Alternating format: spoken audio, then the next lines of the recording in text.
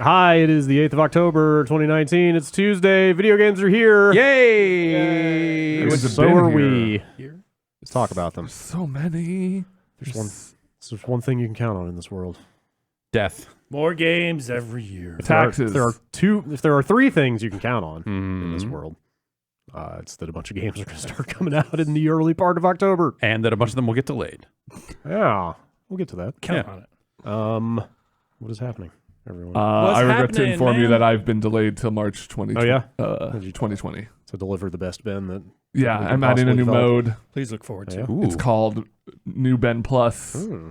I'm born at 6'10", and you just go from there. Look forward to your ongoing PR campaign. Yeah. Tell us about your like- plasma rifle. I didn't play like your- Ben the first time through, so the idea of just like starting over with all my progress. You're like, gonna get multiple perspectives on. You're gonna get perspectives Okay. on the story that you didn't get the first time. You know, it's like when I was in first grade and But, a kid like, told me X, Y, Z. Are you guys and going to I- fix the multiplayer this time? And like if that was good, it should have been in the first playthrough. We never. Well, you know, the first playthrough is a more pure experience. The second one's like a director's cut. Some auteur shit. Yeah. Okay. Netcode. I'll pass. Okay. Well. Yeah. Like a I GGPO can or give like you a free code. You got rollback or I can give you just like you can play for free. uh, I'll pay you. okay, great. Yeah, I'm in. That's better. What should we talk about? Oh, I don't know. It's By my reckoning, we have at least 6 new games to talk about. yeah. Yeah, give or take. Yeah. Like 4 of which are out today. Yeah. Okay. Does that include maybe new seasons of old games? Oh, I guess we can talk about that too, actually. Yeah. Okay. Let's see. Since this time last week, Hit me. we talked about Call of Duty Mobile a little bit. Yeah. Destiny 2, You play any Shadowkeep. more of that? Like a couple of here Same thing. here and there. Okay. It's weird. It defaults to a mode called Frontline that always spawns you at one end of the map over and over again. Oh, weird. So you could theoretically Some people if you, could like camp it. exactly. Great. Like it's just that's The the innovator default insert. mode, and then like the second mode is Team Deathmatch, which does the Call of Duty thing of moving your spawns Tactical around. spawns or whatever, yeah. It's just strange choices, That's but weird. that thing is like that thing looks like. I mean, and it's because this is exactly how it went, but that game looks like China got its hands on it and said, "We got some ideas about how to monetize video games and fonts and Said like." we've seen PUBG Mobile and yeah, Knives Out like and all those games. all of the like ads for like buy the battle pass and all this other stuff. Like the font work is so unlike actual Call of Duty. Oh, wow. Like it just looks like bootleg ass. Like this is the font that works for mobile. Yeah, we have or, the studies that show or something, and instead it has a look like it makes me wonder if this was a game in China that then they just slapped more Call of Duty into or something. Like it's I mean, it's that was the weird. concern with Diablo, right? Yeah. Yeah. It's weird. I don't know. It works. I don't know. I haven't tried that. It's got a battle royale mode that I have not played, but whatever. Apparently, it's doing fucking gangbusters. Of course it is. Like Of 100 course, million yeah. downloads or some nightmarish number. We should maybe record something with that. Yeah, probably should. I saw Yeah, a trailer for that before YouTube video, and it just looked like a fake game. Yeah, it's like all the the Yeah. menus and a lot of the stuff going on has a real Did fake it look like a game from a cable series? Yeah, Okay. like one that's like mocked up for Breaking Bad or something. one that's like almost called the game you kind of want to play, or that it kind of looks like. But then I saw Call of Duty Mobile. I'm like, oh, that's not. Oh, it's that. That It is real. It like looked like a game that was trying to look like Call of Duty Mobile. Yeah, Yeah, it's Wow. It's a weird. It's a weird. That's what he says. Yeah. It is a weird. What else we got?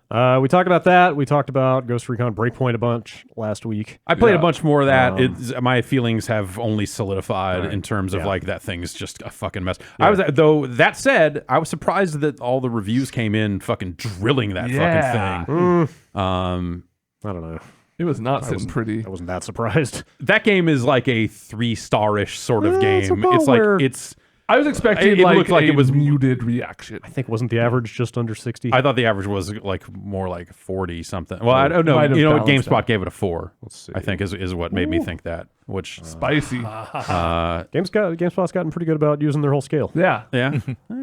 Then they should start taking numbers out of it and have stars instead, and Or adding numbers in. and then A million they points won't get games early either. It'll be great. 66. at least. Okay. I was Yeah. expecting No, like a low 80s, honestly, from like all of those games. Not all of those games, like Wildlands and Division, like those kinds of Ubi games have typically been like, it's not the best thing in the world, but it's fine. Right. So I think like this is, you would say that, but also it's markedly worse than those games in some ways too. So it's That I went back and watched the quick look again, and I didn't really notice it a ton while we were recording the video, but that like constant get players to join your game thing is just really fucking weird. It's like weird. a huge eyesore. It's very strange. That's a strange game. Anyway, that's my short update. Is that game continues to be really weird in ways that are just like I would not recommend it. I am not having a bad time with it though. It is Ubisoft, so maybe over time. Sure, yeah, and it does seem like it's the sort of game where again, like in another kind of like Breath of the Wild nod or something like that, where it seems like you can go to the end of the game from the start of the game. You just will be grossly underleveled. That and do you know what else has that? Yooka-Laylee. Yeah. Yeah. So this week, since this time last week, we've got Destiny 2 Shadowkeep, Indivisible, Concrete Genie, Trine 4, Yooka-Laylee, and the Impossible Lair. All 4 of those out today. Yeah. I feel like there was one other thing. Maybe that's it. Crossing Q. What do you want to talk about first? I need to. I played all of those except for Indivisible. I need to talk to you about Destiny. Yeah, let's talk about Destiny. Let's do it. I don't. That It's thing. it's a weird expansion. So It yeah, is a okay, weird all right. expansion. So weird. I like the look of the moon. Yeah. I think that the areas look fantastic, and I think like from an art perspective, I think the pass they gave to it from the last time we saw some of these areas, I think it looks great. Yeah. Agreed. The structure of it and having it be this form, and I feel like they did this before.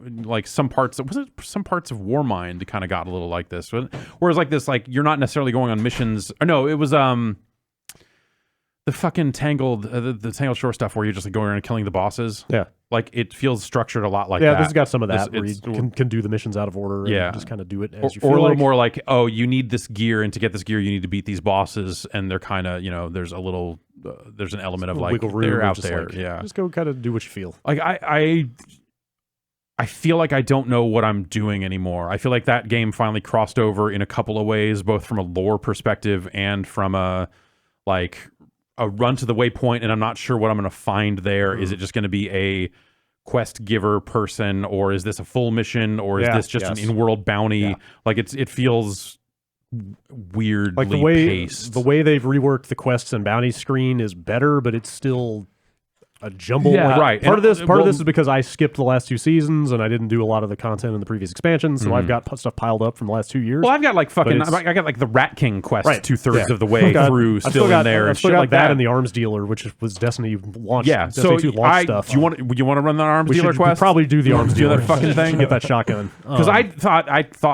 actually tried to do it a couple of days ago. I was like, oh, I'm just going to go do it. And then I looked at the Earth map and said, oh, it's got matchmaking now. Yeah. And went into it, played through the whole strike, got to the end of it and got no credit. And I was like, oh, it's because you can just start the strike from there, or there's a quest. There's a quest. And It's for wow. whatever reason, I thought that I fucking... You have to do the quest, not the generic strike. Exactly. Yeah. Yeah. Oh, you have to do the quest, not the generic strike.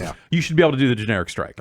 At this point, this many years since then, they should just be like, just play through what the you strike. should actually do is just track anything you're going to do, and then it'll just highlight where you started from. Right. You're That's totally the actual way to do it, right. but I tend to not do that either. But then the whole thing of like your main quest objective is do this other quest objective. It's super confusing. Yeah, it like took me a really long time. Like to figure it I out. only just realized this morning that there are like, best I can tell, like overarching quests have a name, and then each step within that quest has a different name. Yes, that And took a while to get my head around. The thing that pops up on the right when you update your progress, when you do a thing, it's like, oh, quest step. Right. You get the big name there, but when you go into your quest log, you're looking for the little whole name. different thing. Yeah. It's super confusing. At the height of Shadowkeep, I think I had 41 quests in that hopper. Wow.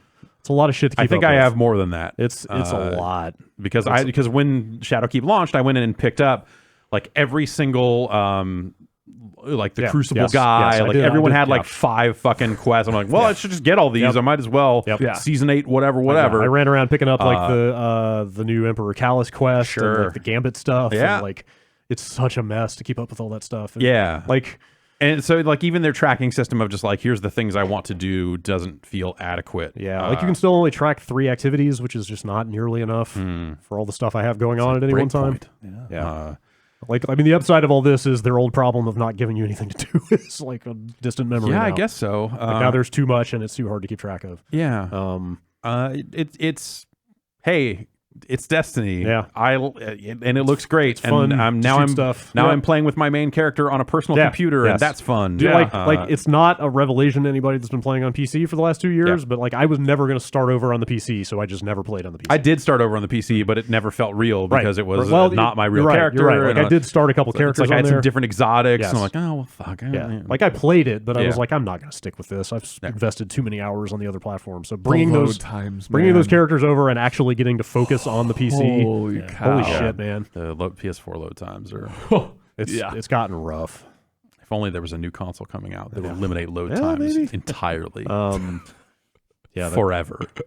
Also, it took me a little while to come around on the mouse and keyboard controls, but I finally made myself do it the last couple days, and I think I'm starting to prefer that. I tried that and had I hated it. Something for- about the way a Bungie shooter specifically moves and aims and tracks and all that other stuff. I'm getting used to it. feels pretty- busted. I really like it pretty because of the quickly. way, specifically because of like the way we talked about this in Remnant a lot, and we had an email about like what makes shooters good, but like the way the enemies react when they're being hit, Yeah. and like I'm like, okay, I can more better realign my rifle to hit the crit spot. Like I know these guys are gonna fall over to the left when they get like it felt good. Yeah. And I'm- like being able to get up close to the shotgun, and Yeah. you can hip fire in a way from PC that you really couldn't with like on console. Like console hip fire, and because auto aim and like auto lock was such a Yeah, big deal. yes. Like hip firing in this feels a lot having better. having that inherent aiming percent. Like I'm starting to like hand cannons now. Like I hated hand cannons before. Real, because I've been using hand cannons on console and nailing headshots. I mean, nonstop it's not that I for- can't do it, but I Yeah. don't enjoy it. Okay. But I actually enjoy using them on the PC. But some of that is like the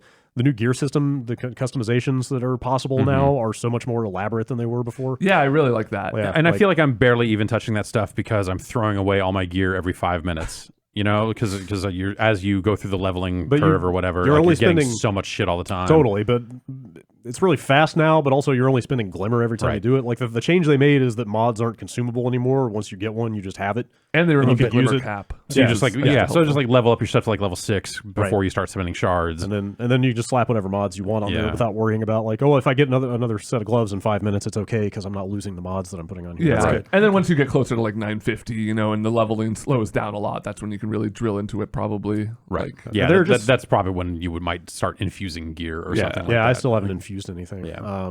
There are just so many more mods now. Like you've got finishing moves now, which I feel like they lifted straight out of Doom. Dude, totally. Like feel- I didn't realize. So like there was like early on they give you a quest step for like go do like 8 finishers or something Yeah. like that, and I was like, I'm not sure. Do I run up and hit melee? Like Right. what? I knew it was left bumper, but I didn't know when to do it because I was just like. I thought, but the enemies glow and get a ball over their Yeah, head. the ball. But I thought that was something like, oh, the nightmare moon shit. Right. One One of the other 50 inexplicable exactly, buffs or right? debuffs So that it are wasn't going on. wasn't made clear that was when they were in a finishable state, and then yes, you fucking straight up Doom. Right. Like, And the range that you can activate the finisher from is like surprisingly huge. long. It is like you just kind of stupid fly long. to them, Yeah. just like the glory Just kills. like Doom, yeah. And they pop off like that, like probably less than a second for the animation. It also has a nice little added benefit of when you're playing with other people and you're kind of like scanning around looking for enemies. You can just see anyone with that ball. It's like, okay, that dude's low health. I can just finish him Yeah. off from long range. Yeah. Like, it's a nice little subtle change. But the reason I brought up the finishers is I've gotten a bunch of mods now that proc different effects. Oh, When I really? do a finisher, like I just got one that recharges my grenade from nothing every time I do a finisher. Yeah. Like Okay. it consumes a little bit of your super meter Right, to do it, yeah. but like I could just be throwing grenades and throwing grenades. Like, I was going to almost say, it was constantly kind now. of a bummer for me, the finisher moves, just because you're like, you're vulnerable Yeah, while you you're do, doing yeah, them. And yeah. if you're like in the middle of a couple guys, you're going to get fucked up. Yeah, But hearing that there's yeah. mods. Yeah, mods that make them useful. Totally. I actually just got one this morning that generates an overshield on you every time you do a wow, finisher. yeah. Like it's some pretty good Yeah. stuff. I figured there'd be something that made Yeah. those. Yeah. And then the Titan one is just like a fucking straight up fucking Roman Reigns Superman punch. Oh, Like, hell he yeah. just fucking just like so you can. Screw trying to play Final Fantasy 14. I'm going to get into this. That's right. Just to do that. Yeah. There's a really good drop kick. Yeah. Oh, there's Yes. a dropkick I've too? got the It's Warlock got one. they're Yeah, I've got cosmetics. that. Like you fucking Yeah. spend money. You for can buy finishers buy now. cosmetic ones, but they also drop. I got Oh, they do? I got Okay, that cool. spin kick. It's I'm really enjoying playing it. Yeah, But this expansion, and I'm enjoying going back to the moon. totally. I like that they're finally moving forward with this stuff with the darkness, which they've been alluding to It's a since. sick fucking giant pyramid in Yeah. space, like Fucking sick as giant opposed to pyramid the in space. Egyptian thing they just did that could have had a giant space Yeah. pyramid, but sort of did, but maybe didn't. Also, that was more of a mind pyramid. okay, sure. This is just like a black space pyramid. Has straight. anybody finished the story in this? No, I'm Not yet. halfway through getting the armor. Like, I want to talk obliquely about what I think that pyramid is leading up to in a way that doesn't really give anything away about the story at the end of this. Yeah, no, I think I think I know what you're gonna say, and I Yeah. think that that's fine from like a gameplay because that's just like what they would do from a gameplay perspective from here on out. Yeah. Yeah. I totally, I could be wrong, but I think they're totally setting up like factions in the next, whatever the major release is, like a straight up I can see it. Alliance Horde split. Yeah. They've been building up to that stuff for a long time. That all that dredging shit that they've Mhm. been teasing with the Drifter is like straight up some Jedi Sith type stuff. Anyway, Yeah. that seems like. Anyway, all that said, this thing is short, and like 80% of the level design and boss fights are recycled from previous content, and it's just strange. Like I'm coming back to it from last I played was vanilla Destiny 2. Yeah. And I didn't play Destiny 1. So Okay. the moon is like a this is all completely new new for you. environment for Okay. me, but like the events that take place on the moon are the same Yeah, like- that I was taking place on like Same- Earth same and public stuff. events. Mhm. Yeah. Some of the enemies are just straight up, and like some of the enemies are from expansions that I haven't played, but like I'm recognizing bosses, Yeah. just straight up, Totally. and that's kind of a bummer. Apparently, I don't know what form this took. Some people have been saying that they were out there trying to manage expectations beforehand about what would be in this thing, which is fine. But also, it's $35, Right. which is $5 less than Forsaken, which was like 2 brand new Well, zones. so is that $35 and you get all 4 seasons, No, or is that it's 60. just the first? It's 60 oh, to get the deluxe edition, and that's what gets you all 4 season passes. Okay. But like the Forsaken just sets such a high bar. It was like 2 brand new zones, Yeah. a whole new enemy faction, Yeah. all Well, kinds of. Yeah. No, those dudes. You're right. You're right. Those dudes are that new. stuff, that Those was dudes are total- new. You're right. They had a fucking weak point in a Yep. lantern. Weak point in the lantern. It's ridiculous. Wild. Yeah. Anyway, like Bray Wyatt. out there here. was so much content in that thing, and like they did so many interesting things, like with the structure of it, and just on and on. Yeah. And this is like fine. It's pretty good, but Yeah. just coming after that, Mhm. I felt like they had set a bar that they didn't even come close to. And I wonder, like if this is their big push into free to play and that sort of stuff, you would then take that to mean that like the Destiny 2 platform is probably here to stay, right? That's what people are saying that they've been messaging. That I've just checked out of. Like I haven't watched their like vid docs and all that Yeah. shit for a long time, and I guess that's where most of their messaging is. And so Right. supposedly they're saying they're going to be dropping a lot more like frequent updates. Yeah. And they've already got a roadmap out for this season. Like they Right. dropped all this Vex stuff over the weekend, so that's like that stuff's cool, but like I feel like we heard a lot of the same stories around Destiny 1 or something like that, but like just when you look at the stuff they've added in these paid expansions for Destiny 2, you start to like work backwards into that stuff, and like I don't know, I ain't no expert. We just look at it and go like, what is it about their process that seems to be like this game feels like a hack in a way. Like they built a tool set and now they're finding new and surprising ways to use that tool set. Yeah. Where now, and they've rebuilt things around the edges of it and stuff like that, obviously, but there's something core to it that they can't get away from that is still tethering it to this broken old stuff in a way. Yeah. There's just, it's a vibe I get off of how they have restructured and tried to rebuild parts of that game. Sure. That just seem like there's some technical aspect of their engine or whatever it is that is holding that thing back in a way. So the idea of like, hey, now we're free to play and Destiny 2 is the platform of the future.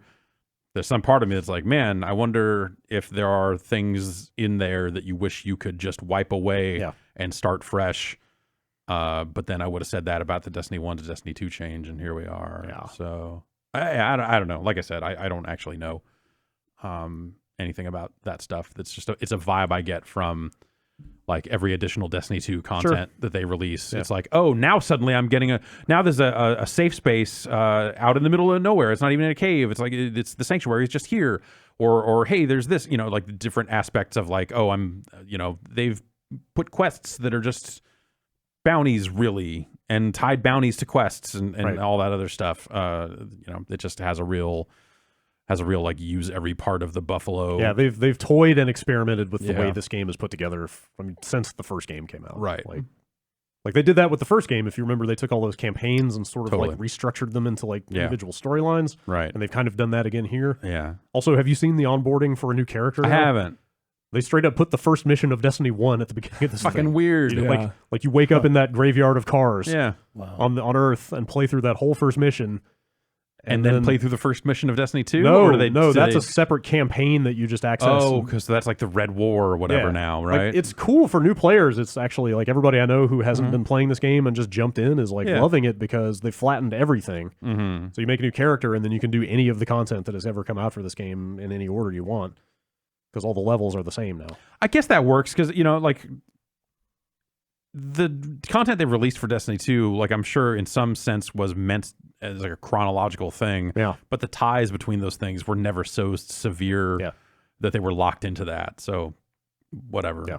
If they spin that stuff and cut some of those ties in places where appropriate and it just looks like the whole world has gone to shit all at once, Yeah. like that works too. Yeah. I don't know. It seems to work. We made a new character in the quick look. Hmm.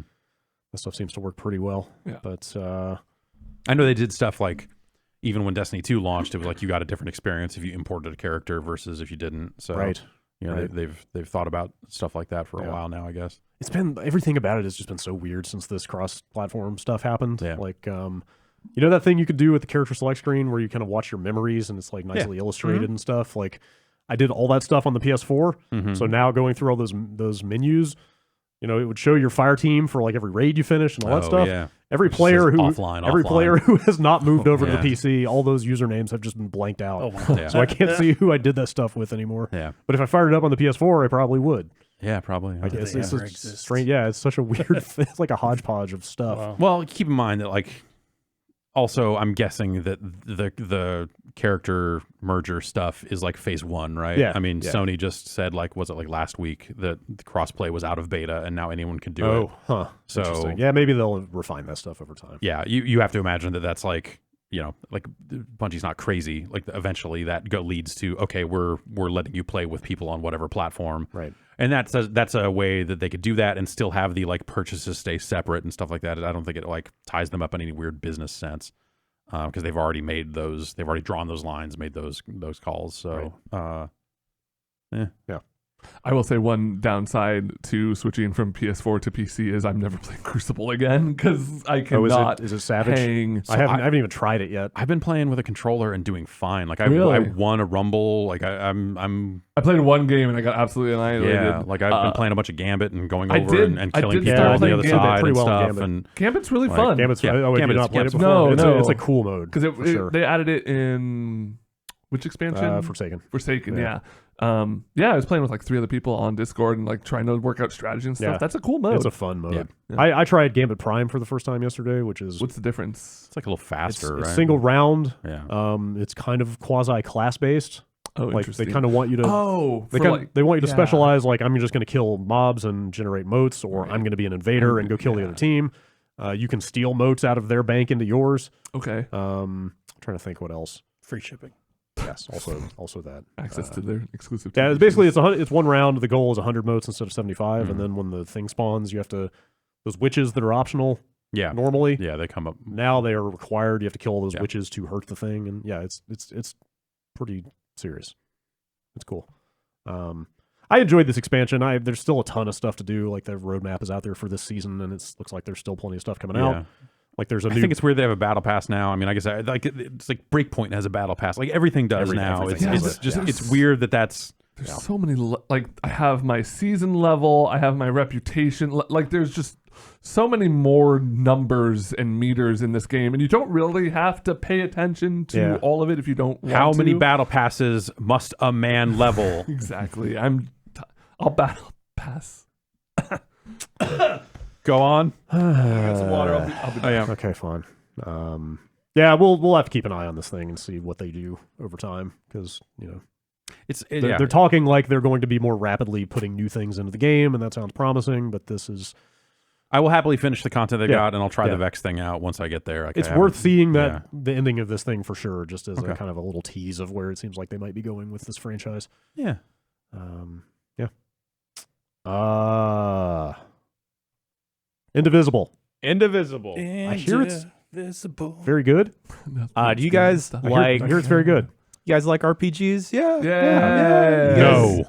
Well, okay, I'll stop this segment then. All right, great. All right, mute Jeff's I mic. talked to a couple of people I know playing and looked at a couple of reviews yesterday, and it seems like extremely well received so far. I am liking it because it opens like how Moana opens.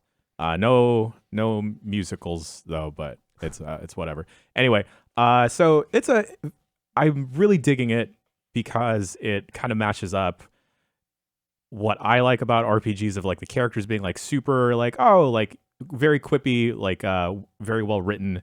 Everything looks great. If you guys like well drawn 2D characters, did you guys ever play Valkyrie Profile?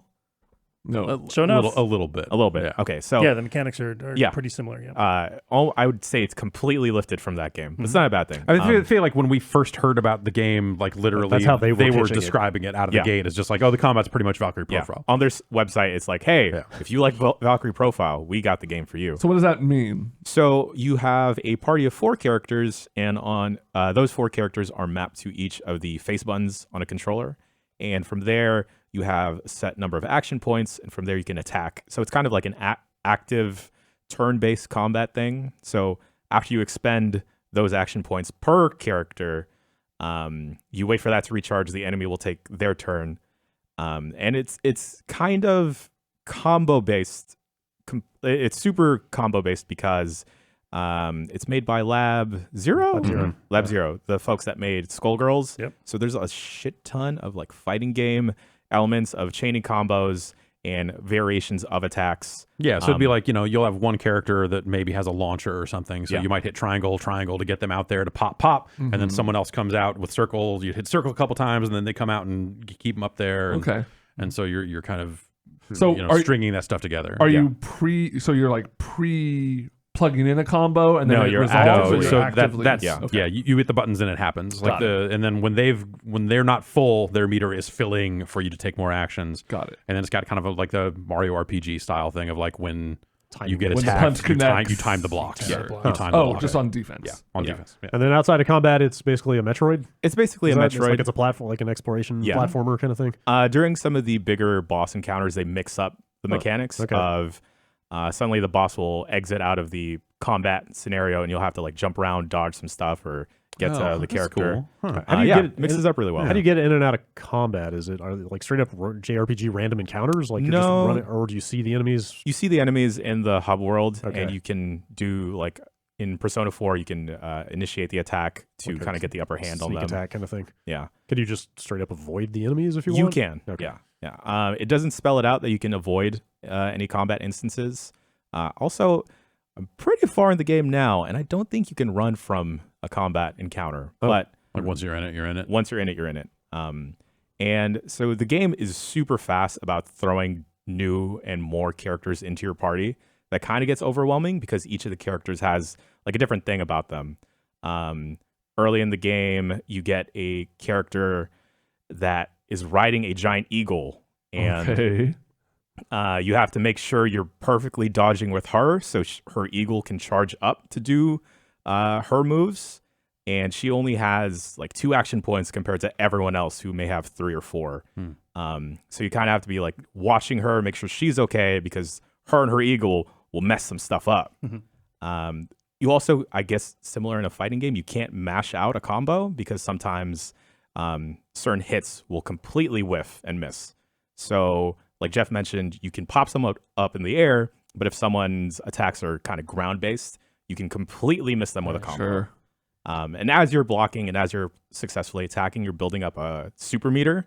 And from that super meter, each different character has their own super. And some of it is like a positive, like, oh, this is a heal, this is a giant hit, or this is like a res. Yeah. Yeah. It's pretty well written. Like, I'm liking it a lot. You encounter all these, the people you encounter and add to your party, they come up into your head, and you kind of like Pokemon style, just absorb them into your mind space.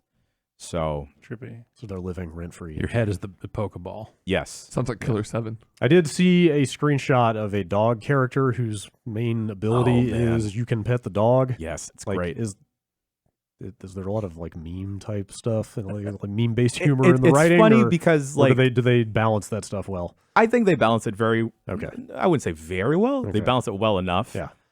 There's a character in the game who's like a tiger lady. She has like a dead tiger on her head. She's kind of like, We've all been there. super goth to the point where it's kind of grating, but she, it kind of comes full circle. Okay. And stuff. All right. I think the game looks great. It has it wears the Southeast Asian, South Asian influence completely on its face, which is super dope, which I don't tend to see in a lot of games, Damn. at least me personally. Because like the last thing I can say of a game that kind of looked Filipino was like, I don't know, Soul Calibur, that one character. Yeah. Josie? Yeah, Josie.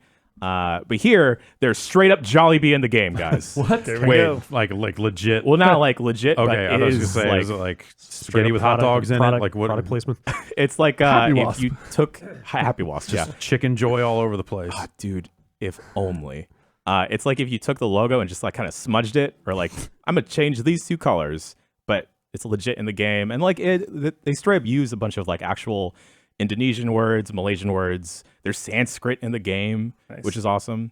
And I've been really enjoying it. It's out on everything except Switch. I think Switch is coming like November or whatever. How much are we talking? 35, I want to say. Let's say Okay. 40. Let's say 40. Let me verify. Yeah. Yeah. That's cool that turned out well. Yeah. That game got Yeah. delayed a Yeah, bunch. yes, it that was was a long in development. crowdfunding It thing. started in 2015, I want to Yeah. say. Yeah, 40 bucks regular price. $40 regular price. It opens with a really great, well animated cinematic.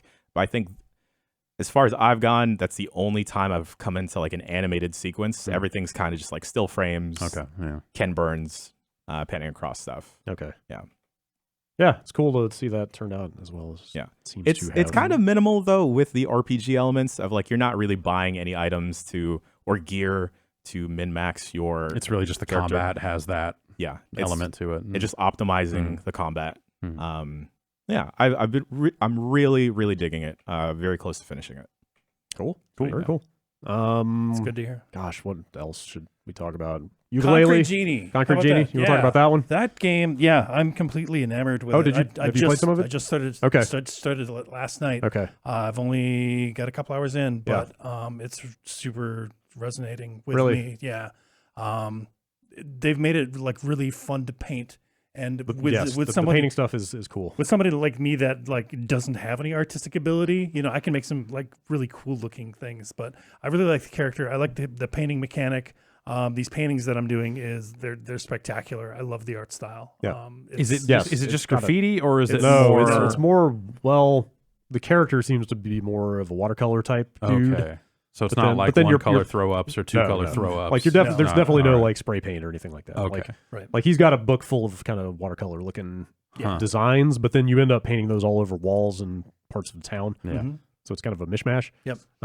So this is reverse Super Mario Sunshine. So it's a good It's game. the prequel to Super Mario Sunshine. It's a great game. kind of a just Paper Mario sort of thing. Okay. But It's yeah, a- all of his designs come to life. Yeah, In really dynamic ways. You're creating. This town is kind of like dilapidated, right? Yeah, like it's set town that you're in. in. It's basically like an island fishing village that is more or less like abandoned due to an Urban decay oil and- spill. Okay. Like you find a newspaper that says there was a straight up oil spill and that's There we why go. everybody took off.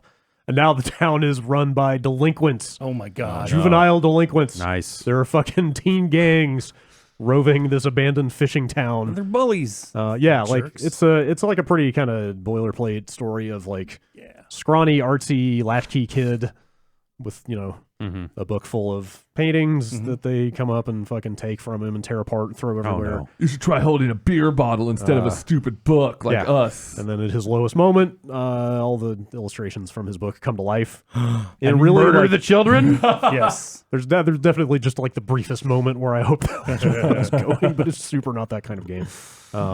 Also, there's something really like unnerving in a fun way about the way they bring the illustrations to life. They're not cutesy at all. They're all like a little unsettling. Yeah, the main Like, they've got character called what Nova? Luna. Luna. There we go. They've got like kind of like a like mouthful of like super sharp. yeah, they've teeth. got like fangs and like kind of sinister looking eyes, and like Luna has got this like super deep like grumbly like. So it's the case where like the paintings are like cheery and nice, but then when they come to life in twisted fucking murder ways. They're kind of a little twisted looking to in begin the with. book. Okay. I don't know. The actual gameplay is okay. Yeah, what kind of game is this? It's a third person. It's a third person kind of action puzzle game. Okay, mostly puzzle. I guess the only real action is their stealth. Like basically the bullies will I've spot heard you. about some of that. Yeah, and I've heard that there is some combat later on. Yeah. Have you gotten to the stealth stuff yet? No. Okay. So is it stuff like like I got to get up on top of this building and there's a bunch of rubble and then I paint a thing and then the bird helps me get up, or what? It's kind of that. Okay. Like there are different. God, what do they call the different genies. monsters? Genies. Yeah, of course. There's different types. So like if there's a thing you need to burn, if there's like a wooden door and you need to burn it to get through, like a red genie can light it on fire. The genies will show up in places and ask. So basically, you've got a giant index of designs. There's a category of designs that can be painted on walls, and then there is a category of like body parts that you can make new genies out of. So, and they come together in like really fun ways. Yeah, like, the initial one that I drew has a really like elongated body, and then I put a bunch of like, you're just supposed to put like 2 horns on it, but I put like 6 of them on there. It's super, and then they animate. In that. And you're doing the prefab parts. You're not like drawing with the left stick or anything, right? Well, there is a left. It defaults to motion controls, or actually work like surprisingly well. But you can change it to just analog stick. But you basically are working with a bunch of prefab template and body part stuff, but then you can slap them together kind of however you want. So like you start with a body, and then you've got like horns and bunny ears and tails and like weird squiggly shit. Yep. And all kinds you know of how in Photoshop you can draw a line and then have a brush stroke over the top of that? Yeah. You just like auto generate that. That's essentially what it is. It's kind of like that. So it's like you're taking a prefab part, but then you can kind of freehand like how big and how long it is and where on the body it is. And then when you're done, it just comes to life, and that is the design, but it animates really well. It's a cool idea for sure. Yeah. But the actual puzzle solving is light, very straightforward. Well, it's straightforward except when it isn't, is in my experience. And maybe a little too. Can I ask one more question about the monster creation? Sure. Can you put I haven't tried. giant dicks on them? I haven't tried. Probably. Okay. It's not that kind of game. Get your mind out of the gutter. I would actually. It's just people will want to know. I speak for the public. I'm helping them to understand. I will That's actually. true. I believe that. I will say, for as freeform as the Genie creation stuff is, I would be impressed if they actually stop you from doing that. Yeah. Because if they don't, then you totally can. Okay. You could definitely. Yeah, I would say you're talking about putting 6 horns on people. Just put one down below, make it as big as you can make it. Yep. And hope for the best. Definitely put some weird squiggly shit just about anywhere on those things. Truly. But I really love the environmental stuff. It looks great, and just like the finished product of like once you've completely, they have it where you only have to cover up a certain amount, like a certain percentage of the wall, but you're encouraged to keep going because you really want to make it look nice. And you're not limited to, but they've made it so fun and they've made it so good looking that you really want to keep going with it. You're not limited to painting on walls where there's a puzzle to solve. I think you can literally any flat surface that's big enough to paint on, you can. And as far as I know, they all stay. Like, I don't think it like wipes away your non-puzzle paintings when you quit and reload. Right? I cannot wait to see just how beautiful this town is. Yeah, so you could probably run around and just like paint an entire neighborhood, if you wanted. That sounds so cool. Besides the Genie stuff, you've got a whole different category of parts that are just like campfires and pine trees and stars and apples and like stuff like that. And that also is kind of freeform, like freehand. You can kind of like make the tree or the campfire as big as you want. Those all animate too. Yeah. It's got a really nice, just like glowing. So, like, if I wanted to just put giant campfire, if I want to make the whole city look like it was burning, I could just like put giant campfire on everything. You could do that. All right, for sure. It'll look pretty awesome.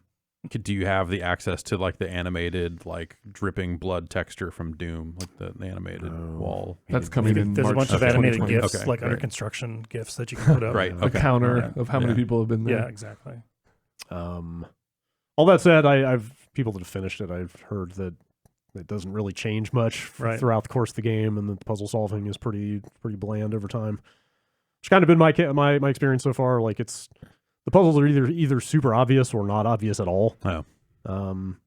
So that stuff's okay. Like the stealth is pretty basic. I've heard, you can just kind of hop Just kind up of on run like away a- from the bullies either and then run jump away- up on a roof. Yeah, jump on a roof and Yeah. you yell to distract them Yeah. and go about your business. It's very much like a, I don't know, style over substance sounds a little bit too negative for what I'm trying to You need to be able to communicate. hold those guys down, pour the paint down their throat, and then the monster right. bursts out of them. Yeah. Oh yeah. But it is very much like a style first kind of thing. Mhm. Like and I heard like right at the end of the game they do some really cool stuff with the mechanics. That I read the Kotaku review and it flat out said like, hey, if the stuff that you do for like a very short time at the end of the game had been the whole game, like this would be fantastic. Oh really? But as it is, like it takes forever for you to go. You kind of slog through this pretty Oh, that's like, kind of disappointing. standard puzzle stuff to get to this really cool stuff at the end. I'm Even so, like I've had a lot of like magical moments that But have, yeah, like, you know, yeah. like really resonated and really touched me, when they happen. it's got a lot of like charm. if it gets and better, then great. a lot of personality and like the art style is Yeah. really cool. Awesome. Also, they do a thing where the faces, like the eyes and eyebrows and mouths Oh, on the yeah. characters are like 2D hand animated. They're not Oh, modeled. okay. Yeah. They're like at a different frame rate. Then. Like the characters are 3D, but yeah, it's like a low, like a kind of they low move at like 10 frames per To second. give them like But almost like a that- stop motion. Yep. Oh yeah. But also they're just like that kind of expressive that you only get with like hand illustrated 2D art. Like it's a cool effect to mash those styles up. Very neat. Like that this whole game is just like a mashup of different styles in a really clever, creative way. I'm so happy with it. That's it's cool that came out, like well. Yeah. That Yeah. was something that when they announced it was like, oh, this It's a actually good looks- trailer. Yeah, Really it's a good really good trailer. trailer. I'm interested in checking out the VR mode. Did you Yeah, play with that at all? no, I was going to, but it requires 2 moves, and I only have 1, Oh, gotcha. which is a bummer. But also, like, there are only 3 trophies for it, and also they refer to it as a VR experience. Yeah. Yeah. I think it's very much just a little like side Couldn't mode. play the entire game. No, you like that. definitely no. Yeah. It's its own little thing. We'll have a quick look at that up soon. Cool. Yooka-Laylee. Did you play Yeah. any of that? No, Or you I- gonna play it on Switch. I will play it on Switch. I am surprised I'm saying that because Yooka-Laylee, the first Oh, yeah. Yooka-Laylee, was very much like a Banjo Kazooie kind of. Mario 64 3D platformer. Yeah, which you can give or take those. But then they were like, okay, let's make a Donkey Kong Yeah. Country now.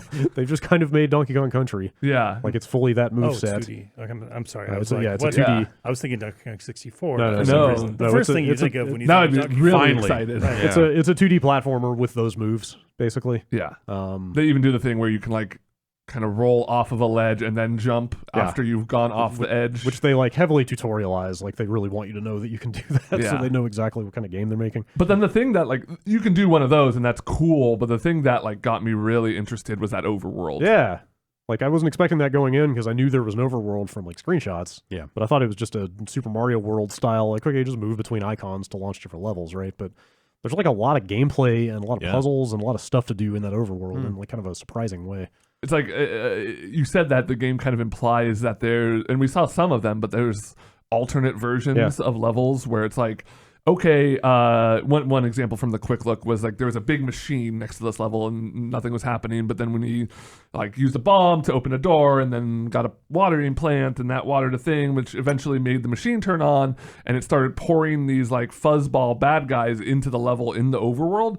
And then when you loaded the level, there was just an infinite it's a stream fucking of level these is just enemies flooded with these enemies. coming from the right, and you had to dodge them, and it kind of just completely changed the level. The level icons are all storybooks. Like that was the same kind of motif from the first Yooka-Laylee. And yeah, like there's just enemies just pouring into this book. Sometimes there'll be an underwater level. All of a sudden, there was a lot. There's a water level that's got like geysers that are platforms and a lot of water that you swim through. But then you can freeze that book in the overworld and then go back into it, and it's like a totally different level because all the water's frozen and it That's a fun idea. lets you get to Did new they- areas. Is this the second Yooka-Laylee Yeah. game or the third? So they did not This is do the a second Tuka-Laylee? No, this Okay. is the second one. Shit. You can look in through. You can see that frozen key. Yeah. If you unplug the We cartridge, got to and- stop and then we got to swap. My understanding, I'm 99% sure, I could look this up, but I'm pretty sure I read that both Grant Kirkhope and David Wise did music for this game. Awesome. Bold. Yeah. It's just Bold. There was some argument in the comments about how much they were involved, but Yeah. they were at least involved. yeah. Yes, I've seen their names attached to this. I can't say they did the entire soundtrack or anything, but it's a really neat game. It looks great. Like, it's got really nice art. Like, the first Yooka-Laylee didn't run super great on consoles, so it's good that they got this moving right. It has an interesting kind of modifier system, the potions. Yeah, the tonics. Tonics, yeah, where it's like, it's kind of like a standard modifier thing of like, okay, you can, I don't know, what were some examples? Like, one gives you more checkpoints. Yeah. I'm trying to think. But they tweak the amount of like coin equivalents that you're collecting per level. Like, it'll be like times 0.9 if it's an easy one, or you can make it harder, or it'll give you more. Yeah. And you use those to buy more upgrades and stuff later. So like, it kind of affects. And you can like find those in the overworld and stuff. Is there a Funky Kong equivalent in this game? Is there like a whole family of Yookas they or really Laylees? could have gotten into that. Okay. Like, that's what I want from your Donkey Kong Country. Like, I want all the weird cousins that you see like once a year, and it's like, we don't really talk about Funky. And eventually a rap. Yeah. Possible. Entirely possible. I posited on that quick look that the DK rap is Grant Kirkhope's most famous song, and that's a crime. But it's true. Probably right. That's probably right. Because it's the people in this room could probably do it, but if you ask the average gamer on the street to name a Kirkhope song, they probably couldn't even say the DK rap. I was gonna say, like, but if you ask them if they know the DK rap, they at least know a verse. Like, he has no style, he has no grace. This Kong has a funny face. Come on, it's classic. But yeah, that looks cool. It's neat. Like, it's weird to say because it's mainly a 2D platformer. That the platforming is probably my least favorite part. Like, it doesn't control as tightly. So it's a Donkey Kong Country game. Yeah, kind of. Man, like, it's kind of got that same feel of like slightly sluggish controls. You know what I mean? Like it's deliberate. We call those deliberate controls. It's the souls dark souls of platforming. Like, it doesn't feel like a Mario game. I'll put it that way. Like, in terms of the like time to full speed running and like the way the jump feels and stuff, it's like that stuff is all a little more sluggish than I want out of a 2D platform. But it's not like it's not something you can't get used to. But for all the other and the other thing, is what was the game? Was it Breakpoint we were talking about with that? Yeah. Go do the boss the second you start. Yeah. So like, this game starts out with you trying to fight Capital B, who is the villain. You go to the impossible lair in the intro, like in the tutorial. Like, he kills you and boots you out or whatever. Yeah. But you can immediately go right back in there and try it again. The impossible lair is basically this really long, super hard platforming level with no checkpoints. Okay. And the more regular levels you do in the game, the more you build up this like B shield. So basically, like, every time you finish a level in the regular game, that's one more hit you can take in the impossible lair. Okay. And so the more of the regular game you play, the more resilient you become to try to tackle this like really tough final challenge. Yeah. Smart. And how far did I get? I think I got 10% of the way through it. Yeah. You had like 14 Bs or something. Yeah, and I think it was probably less than that. Yeah. I think there's like 50 total, so I think you would get to the point where you could probably take around 50 hits before you die in that thing. And I forget how many I had, but like, we were positing that'd be cool to see like speedrunners. Yeah, like, right. Yeah, I mean, like that's guaranteed the speed run, right? Is like you get through that with no like hits. guaranteed people will get really good at this and just be able to beat that first level without touching the rest of the game. That's cool. It's a cool idea. That's cool for sure. Okay. That's everything I've got except Trine 4, which we could get into after a break. Anybody else got any other stuff? Yeah, you got the third season of Apex Legends launched. New map, World's Edge. Yeah. It's got a big train. It's got a big train. All aboard. That train is pretty awesome. I feel like the train does not woo-woo enough. It doesn't woo-woo enough, and the loot is a little underwhelming. There's a lot of... Oh, yeah. I feel like all of the, like, and we played, and I didn't have a headset, but we played, and you guys kept trying to drop on the train or in the hot zone. But I feel like the hot zones in Apex have never been as hot as you want them to be, and it's foolish. And if I had a headset, I would have said, "Stop, stop." I found a couple of gold items in the hot zones. When we dropped the gold, the hot zones have some. It depends on the hot zone. Also, there was one time we landed on the train and there were 3 purple armors on there. It was cool to land on the train because you landed on the train. Yeah. Also, you can operate the train. Yeah, you can totally stop the train. start You can stop the train? Yeah, there's a button at the front you can press. Just run. Yeah, run ridiculous. up to the engine, and there's just a start-stop button. Pathfinder can grapple onto the train, and there's like a video of somebody grappling like the little bottom ledge of the back of the train, and then, or no, he grapples onto the flat part of the train, but at an angle where he's coming at it from the back straight on. So he just like hits the back of it and just rides the train, and he's basically just stuck to the. You can detach the grapple at any point, but like they thought of this stuff, which kind of leads me into what I think is the coolest part is Crypto, the new character. Seems like their first kind of really cool, well thought out, like we talked a little bit about like maybe this is around the content we're starting to see is maybe the content that they've started to produce post launch, right? Like you can imagine maybe the first couple of characters were like ideas like these things are mostly and this really feels like kind of the most like. He's like the biggest departure yeah. from what they've done so far. So his whole thing is he has this drone that you control remotely. Basically, you like go somewhere and hide, and then you activate his ability, and it summons out this drone. And the whole thing with the drone is anything the drone sees, your team can seize. It'll like highlight them, like Bloodhound's vision thing. And you're just like flying it around. You're not moving. Like, and there's different flight modes and everything. There's he fires his ult from the drone, so like if you're trying to do that big EMP, you want to get that near enemies and stuff. There is like an auto, you can go back and forth, you can like recall the drone, or you can have the drone hover in a spot and then take control of your character. And it interacts with other characters in really interesting ways. Can you grapple the drone? I don't know. I haven't tried grappling the drone. I bet you could also grapple those other little loot, the whatever replaced the loot ticks. I don't know what they're called, the loot drones. Yeah. And the map is cool. The map, like, just first of all, visually, I think is really fucking cool. It's got like this fire and ice motif. Yeah, we ran through the ice area, and there was like a ton of really fun slide areas, and so, like just to get from point A to point B really fast. Like, that stuff was cool. A lot of verticality, a lot of really tall buildings with like those grapple ropes that lead you up through other floors and stuff, which I think is cool. Like I'm really happy with it so far. Again, really my only problem, and this has been consistent with every update, is the monetization is still off, and they keep finding new ways to make the currencies and stuff in that game be bad, where now it's like, so one change they made, I think it was the last battle passes. So in the first battle pass, when they rolled that out, they stopped giving people, I couldn't remember if it was entirely or they just really limited how much material you got, which is the stuff you can use to craft any item. Right. They kind of went back on that in season 2. They're like, okay, we understand, like, this is what you want. You want to be able to farm this stuff, so we're giving it back to you how it was before the first battle pass, and everyone was happy about that. And now the season exclusive stuff all takes double that material as everything else. Yeah. Which, like, I mean, that's really, like, I don't know about you guys. I don't know how in on the Apex discourse you are, but, like, that's always been the loudest complaint I've heard is like their pricing, like either like per unit pricing or like just their overall monetization thing is whack. Yeah, $20 for those character skins is harsh. Yep. Yeah. So that the Iron something event that they had. Oh yeah. That they changed the like midstream changed monetization. They're like, oh, we'll just offer some of these skins for purchase outright on a cycle instead of having to earn these chests or whatever else. And I bought a skin there, and it was I forget it was like $15. Yeah, it ranges from like 10 to 20. Yeah, it was more money than I would normally spend on a skin, but I was like, I want this one.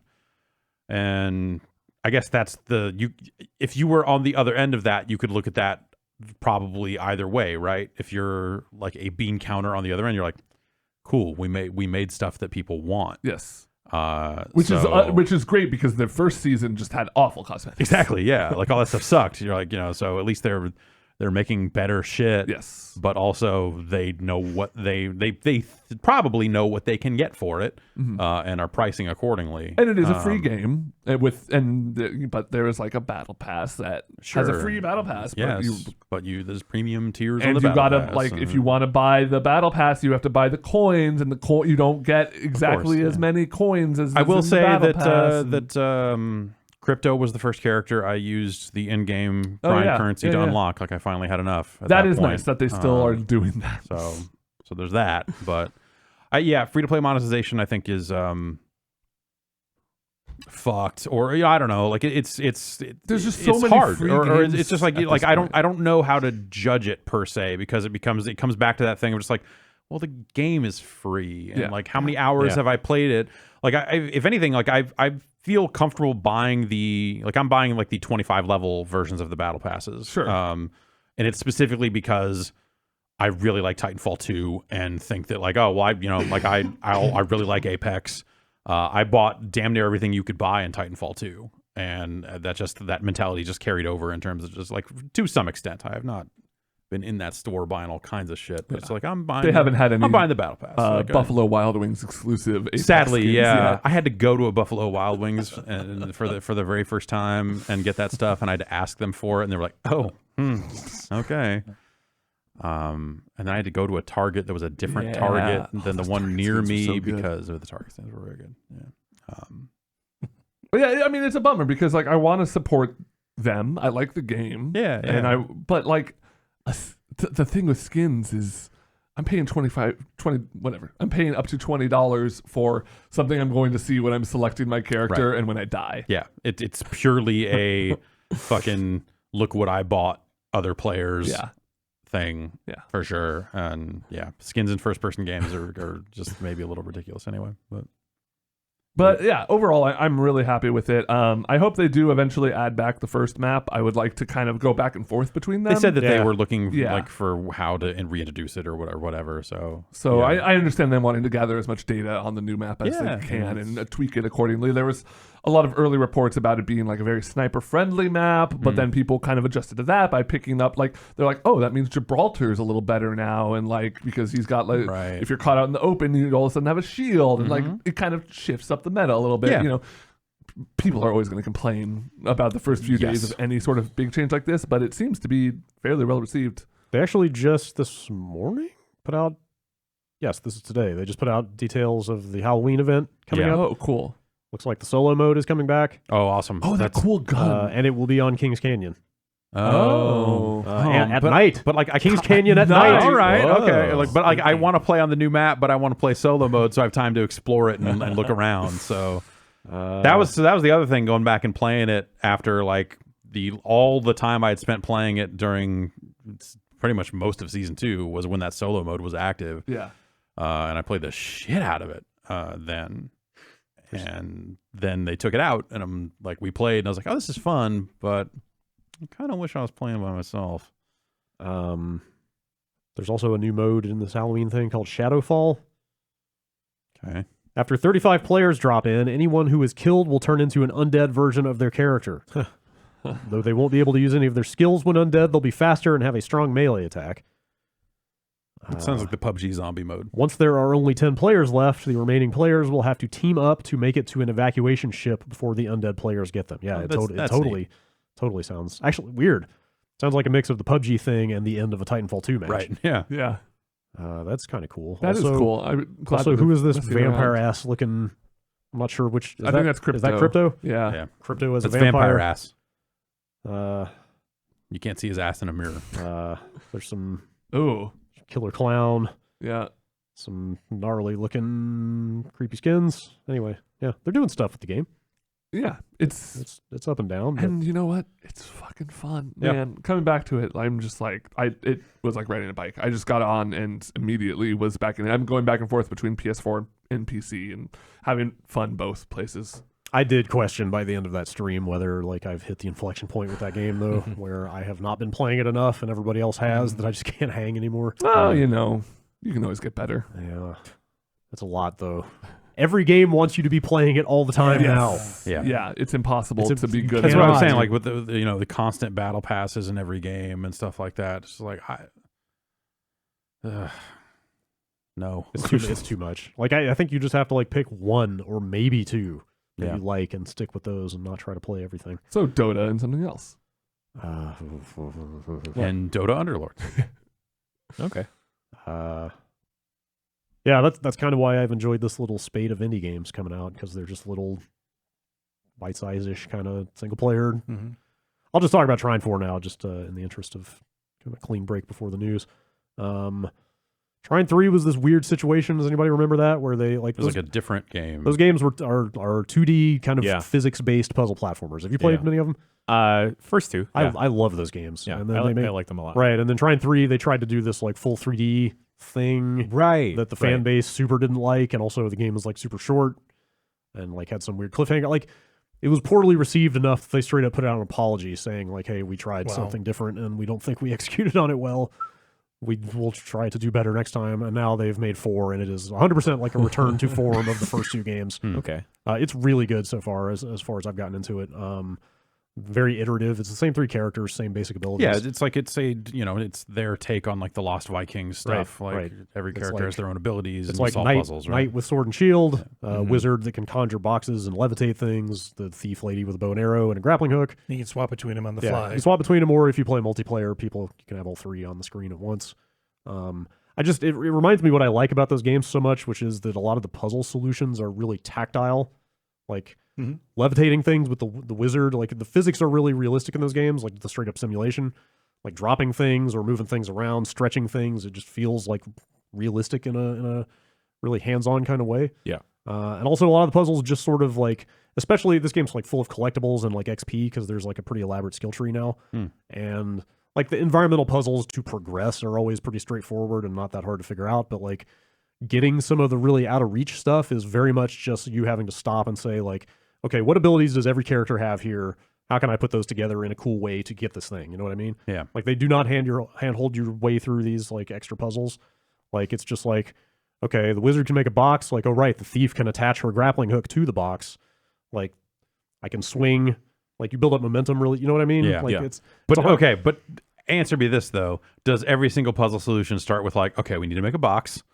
Decent Because I feel like them. that was like my Trine thing. It was always Kinda. like, okay, we're gonna make this box, then we're gonna stand this character on it and hover him up there and do this. Well, and, you can't hover things you're standing on yourself. Like they put enough limitations. But that was on- like the multiplayer thing, right? Though wasn't it? It was you would hover, you would levetate someone I've else. always played these games by I myself. remember doing that multiplayer. Okay, yeah. I guess you're right. Yeah. I always play these games by myself, so So not cheating is what you're saying, right? Yeah. Right. Not trying to actively break the game. They put enough limitations on the abilities that you can't just kind of cheese your way through everything. Yeah. But, it's just everything is just like so physics based. It's all very like logical, I guess, if that makes sense. Like, and it looks fantastic. Like their art style, they've always just had this really nice, bright, like storybook kind of look to it. That's cool that they pulled that off, man. Yeah. Like Trine 3, I feel like I didn't. I didn't finish Trine 2. I feel like I maybe kind of had my fill of it by then. And then Trine 3 came out, was what it was. Yeah. I was like, okay, that's it for Trine. Yeah, it's cool that they seem to have gotten it back. They really got back on track with this. I'm really enjoying it. It's got more story than before. Like there's a lot more voice acting and like it feels like a really complete package. And also it's like 15 levels long. It's like it's got a lot of meat to it. Yeah. I'm really looking forward to digging into that more. Happy for them that they really pulled this together. Yeah, it's cool. All right. Is that it for games? So there's one game that I want to just say its name and say we're going to cover it, but I don't have anything to say about it yet. Hang on. Let me look over this All right. list. Is it BurgerTime It's Party? BurgerTime Is it Party. really? Did I really get it on For the first Nintendo try? Switch. Holy shit. They put out a new BurgerTime game. Okay. I've got a copy of that. I haven't checked it out yet, but we're gonna Wait, that's new? Rest assured. Yes, there's a brand new Worry Peter not. Pepper is back. Peter Pepper is back. comma Is Mr. Egg motherfuckers. back? I don't know. wow. I can only assume that the wow. whole This- cast has returned. Totally is just a new Mr. BurgerTime, Pickle isn't Chip it? and It's 4 players? Looks yeah, like. it's a 4-player. It's a Burger Time party. Is it a party game? What's Primarily- the name? I will download it and find the fuck out. I looked at it for a little bit at E3 and was like, this doesn't look like my Burger Time and all This that. ain't but your daddy's this ain't your Burger daddy's Time. Burger Time. Really angry looking food. Dude, Oh, Wouldn't yeah. you be? every sequel. But I'll say this. Every sequel that they made to Burger Time was bad. Well, that makes sense. Burger Time's a bad game. No, Burger Time's a good game. Peter Pepper's Ice Cream Factory sucks shit. Okay, And Burger Time Deluxe or Burger Time whatever is that's definitely an egg. Yeah, okay. That's I got obviously Mr. a Egg. pickle. Okay, pickle Yeah. chip. Yep. The hell is that? Is a hot dog? Is That's a coffee bean. it a hot dog? What? No, it's not. It's that too a- round. is it to a be What, a hot is it a dog. what hot in the dog? context of a burger joint is this? Chocolate milkshake man. Mr. Milkshake. Like at first I thought it was supposed to be like a vertical hamburger patty, but I don't think Okay. that's it. Yo, is poop. Don't put poop on a Don't put hamburger. poop on a ham. Is Food Fight in the BurgerTime universe? No. Okay. Charlie Good. Chuck and Peter Pepper are fucking mortal enemies if I'm they were I'm to on ever Team meet. Chuck on this All one. right. For now and forever. Man, Burger Time, huh? Yeah. Burger Time Party. Burger Time Party. I guess so. Shit. So we'll look at Burger Time Party at some point here. Yeah, like I said, games coming out. Yeah. All All the big guns. That's right, the biggest. Okay, let's take a step back and take a break here. We'll come back and talk about some news and some other stuff.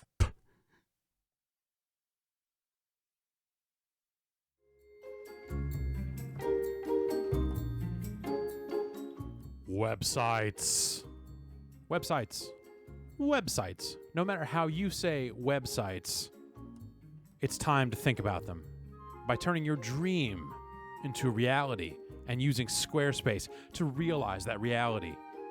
Turning it from dream form into real form with Squarespace, who makes it easier than ever to launch your passion project on a website. Get on the web. Make it happen. Start a new business. Showcase your work, whatever you're doing. Are you publishing content? Of course you are. Who isn't? But you need a website. Squarespace will help you get that website because Squarespace is the tool for you. With beautiful templates created by world-class designers and the ability to customize just about anything with a few clicks, you can easily make a beautiful website all by yourself.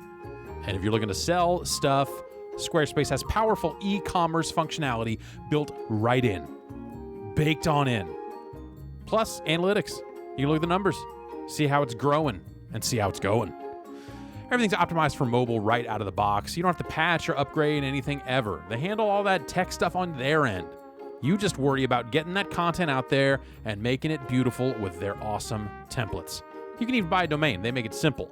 And you'll get the help that you need with Squarespace's 24/7 award-winning customer support because Squarespace empowers millions of people.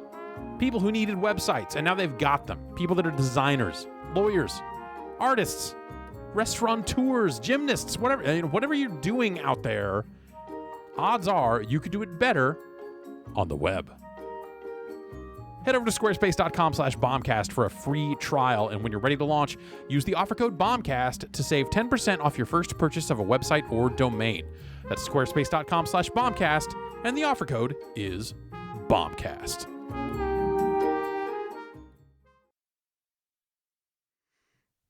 Yesterday at this time, I was worried we were not going to have enough news to conduct a news segment. And you were right. At Yesterday that at time, that I time. was.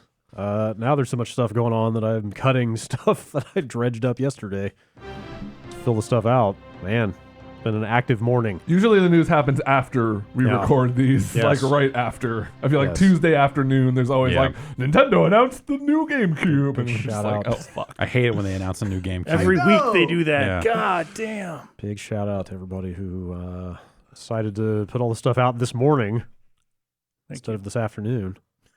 Yes, thank you. Thanks. Here's an item for you. Please. The next Sony console is called the PlayStation 5. What? I knew it. Yeah, really called that Inside one. sources Called confirmed it! this to me. Second sentence of this Jim Ryan blog post on the PlayStation blog.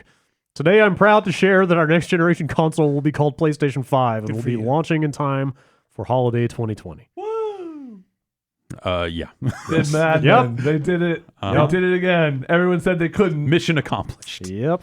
They did it. I think that's about all he had to say. That wasn't also in this Wired story. They've done that again.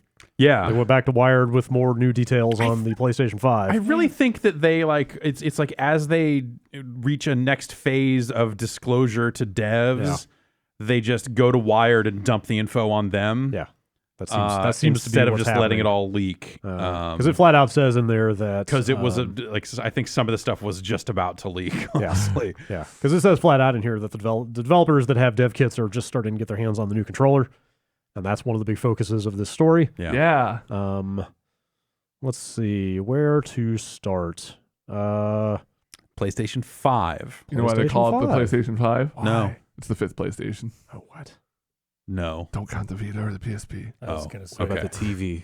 Yeah. That's Yeah, not a that's a Vita. PlayStation. That's a TV. Oh, I guess Oh. it's in the name. Controller. We talked about the 3D. controller, so let's start with that. They haven't said it's called the DualShock 5 yet, but They're waiting for a separate wired exclusive. The Wired piece. author says it looks an awful lot like a DualShock 4. But heavier. This isn't necessarily a considerably final heavier. form for the controller. No, though. this is described yeah. as a prototype. Yeah. But it sounds like the form factor is very similar right now. USB-C instead of micro USB. I hope it has a real. Did they talk about the D-pad? I can't remember. No, not at all. Fuck. Haptic feedback is probably the biggest feature they're pushing here instead of traditional rumble. Like a higher definition of Rumble is what you're Yes, saying. high definition rumble. Well, it's not just like, games use Rumble as like kind of a catch-all, like you're doing an activity. Right. But the way they kind of talked in this about it is like, you're going to be getting a different experience of if you like crash something in a car versus like climb a wall. Yeah, It's- the writer is very positive about the kind of test stuff he got to mess around with, which of course he would be. Mhm. But haptic is like what iPhones. yeah, phones, it's right? basically Yes. just the super precise programmable Yeah. vibration in like mobile devices. and Yeah, stuff like I that. think it was like older DualShocks were just like it's kind of two motors, one big, one small. Yeah. Yeah, if you've and- ever taken a DualShock Yeah. apart, that's exactly what it is. It's very unwieldy. yeah, not looking. a lot of nuance. Yeah. I guess the best example is like if you've still got an iPhone that's got the fake home button that's not a literal press, but Right. it feels basically indistinguishable from pushing a real button. It's that kind of stuff. So there's that. And they actually said they had that stuff. They could have brought that stuff to market around the time of the PS4 Pro. They've been working on it since before the PS4 came out, but they just didn't see any point in splitting the user base. Yeah. So they decided to hold off. Any more than they already were. Right. And programmable resistance in the triggers, which sounds cool. Like, Yeah. basically Yeah. you can change how resistive the action is on the What am I shooting? A pistol or a shotgun? or like Yeah. like bow and arrow I is can the tell. obvious example they gave. Yeah, of, like the more- resistance sounds Yep. different than the Xbox One triggers. When they put Rumble in those triggers, Yeah. and you kind of get that feel of. It was really great in driving games. Sure. For that stuff, but this sounds like it's maybe different than that. But first can thing- achieve similar goals. maybe That came to mind for me when this was like that scene in Metal Gear 4 where you're crawling through the microwave hallway. Like, what if Sure. they made it really Yeah. hard? You have to like really press those Totally. triggers down and stuff. Like, I can imagine that being used in some fun and sparse ways. Yeah. It sounds like a great way to break a controller. Yeah. Great. I mean, I can totally see like some little downloadable puzzle game coming out of Japan Studio that uses that feature in some crazy unique way Absolutely. that you've never thought of. Mhm. Not just for shooters. That's pretty much it on the controller. They seem like there may be a microphone on it. Yes, also. yes. The writer said that there's a hole on the prototype that looks suspiciously like it would be for a microphone. Yeah. But they wouldn't confirm that yet. They also talked some more about the SSD. Something they pointed out in this article that I don't think people really thought about before is essentially that with traditional game installs on consoles on hard drives, they replicate a ton of the data across the install a bunch of different times. That was something that even dates back to like the PS3, Yeah. like, just putting things on the disc multiple times to. Just because if you've got a physical Mhm. read head you need to move around, then the more of the data is close to the read head, the Faster loads. shorter the seek times are. That is no longer a concern when you have a guaranteed SSD in there. Yeah. I think like you've been hearing about this stuff for ages, but what surprised me was the figure that Mark Cerny dropped in here, which is that in Spider-Man, there are some specific pieces of data duplicated 400 times Right. in the game install. So, like, you can imagine a pretty good space savings. Yeah, I guess when, it when depends. you no longer like, have to do stuff like that. Yeah, some space savings, but will it? Who knows? I wonder, what I it'll wonder amount if to. it'll be Who noticeable. knows yeah. what it'll amount to, because they're also saying that the optical drive in this thing will take a 100 gigabyte disc. Woo. Yeah. It'll also be a 4K Blu-ray player. Okay. But yeah, like they're coming out of the gate with a 100 gigabyte capacity on the disc. On the disc. So it's So, entirely yeah. possible that this space savings will not be realized in any way that you notice, Right. because they're just going to fill the games with more stuff. Mhm. And they also got out there talking about the UI, like not showing what it looks like or really saying like what the exact sort of home screen design is going to be, but more talking about some abstract features. And and how that stuff will tie into game installs. I'm trying to remember how they structured all this stuff. Essentially, like they're going to let you, in a lot of cases, choose like what parts of a game to install and keep installed.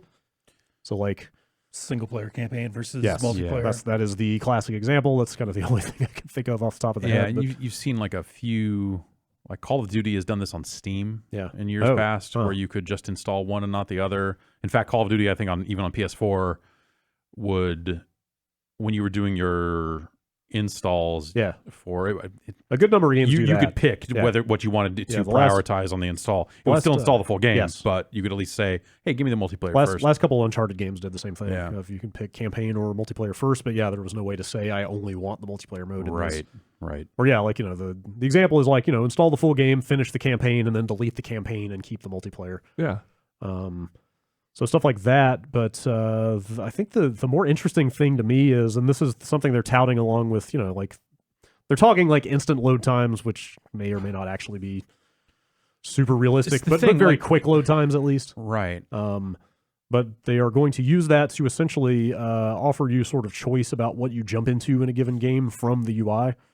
Instead of having to boot the game up to a menu and do everything from in the game, you might be able to say like, browse multiplayer games from the PS5 UI and just jump straight into a game without having to go through that whole rigmarole. Or just like maybe even load your save from that menu and go directly to load your campaign save, like kind of remove this like barrier from getting into a game. The way they talk about, because obviously like we've had SSDs for years, right? We know more or less what SSDs do when you put them in a PC.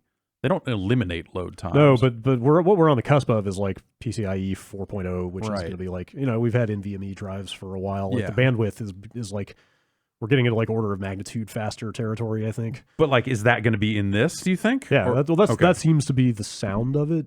Yeah. If I'm not mistaken, like this thing is Ryzen based, and I want to say these Ryzen boards have that PCI Express as a core feature. I might be wrong on that. Yeah, because I'm wondering if it's something like that's like off the shelf, or it's something a little more custom. It might be. Yeah, that was a big thing people speculated about with that first Wired article. Was like, are they building their own thing for this, or I feel like Microsoft also coming out and saying they have the same thing means it's going to be something that's kind of just common to the platform. You mean just in the wake of this, or because Microsoft talked about SSDs in the past? Yeah, when they both came out. Saying, hey, our console is going to load super fast. I'm guessing it's... But I guess what I'm getting at is there's super fast and there's instantaneous. And those are two pretty different things, especially in terms of like... Because like the Spider-Man video was I feel like their first thing of like, look, there's no load times. Yeah, it feels like the thing that they're pitching towards here is less about like very fast SSD and more like, hey, it's like a cartridge. You're never going to have to go in an elevator again. Right, yeah, and like stuff like that. And like, hey, what does that mean for game developers if they don't have to code in a bunch of hacky ways to hide load times? Your walk and talks, Yeah. And I think it probably just means that they have to spend all that dev time on ensuring that things load fast, and there's like not, probably not, doesn't give them more time to come up with fun new stuff. I don't know. Yeah, so that's... The stuff that they're kind of hinting at here seems like a much bolder claim than just, it's an SSD. Well, also don't forget that on the PC, you can never design around a guarantee of that fast storage being present. Yeah, and there's some of that stuff that they get just by virtue of like being able to know that it's there on every single system. Yeah, I think that is the key difference here. Okay. Because it's not like fast-ass drives haven't been around on the PC for the last year or two. Right. It sounds like this could be a very significant jump. Like, I feel like the 3 to 4... I don't know if it's just the timing of like where I was as a video game player and stuff, but I feel like to me like biggest console jump was like Super Nintendo to N64. Like that was just like 2D 3D like this huge like really good system to just like a heap of garbage. And you're like, what did they do? But like you had the PlayStation 1 and stuff.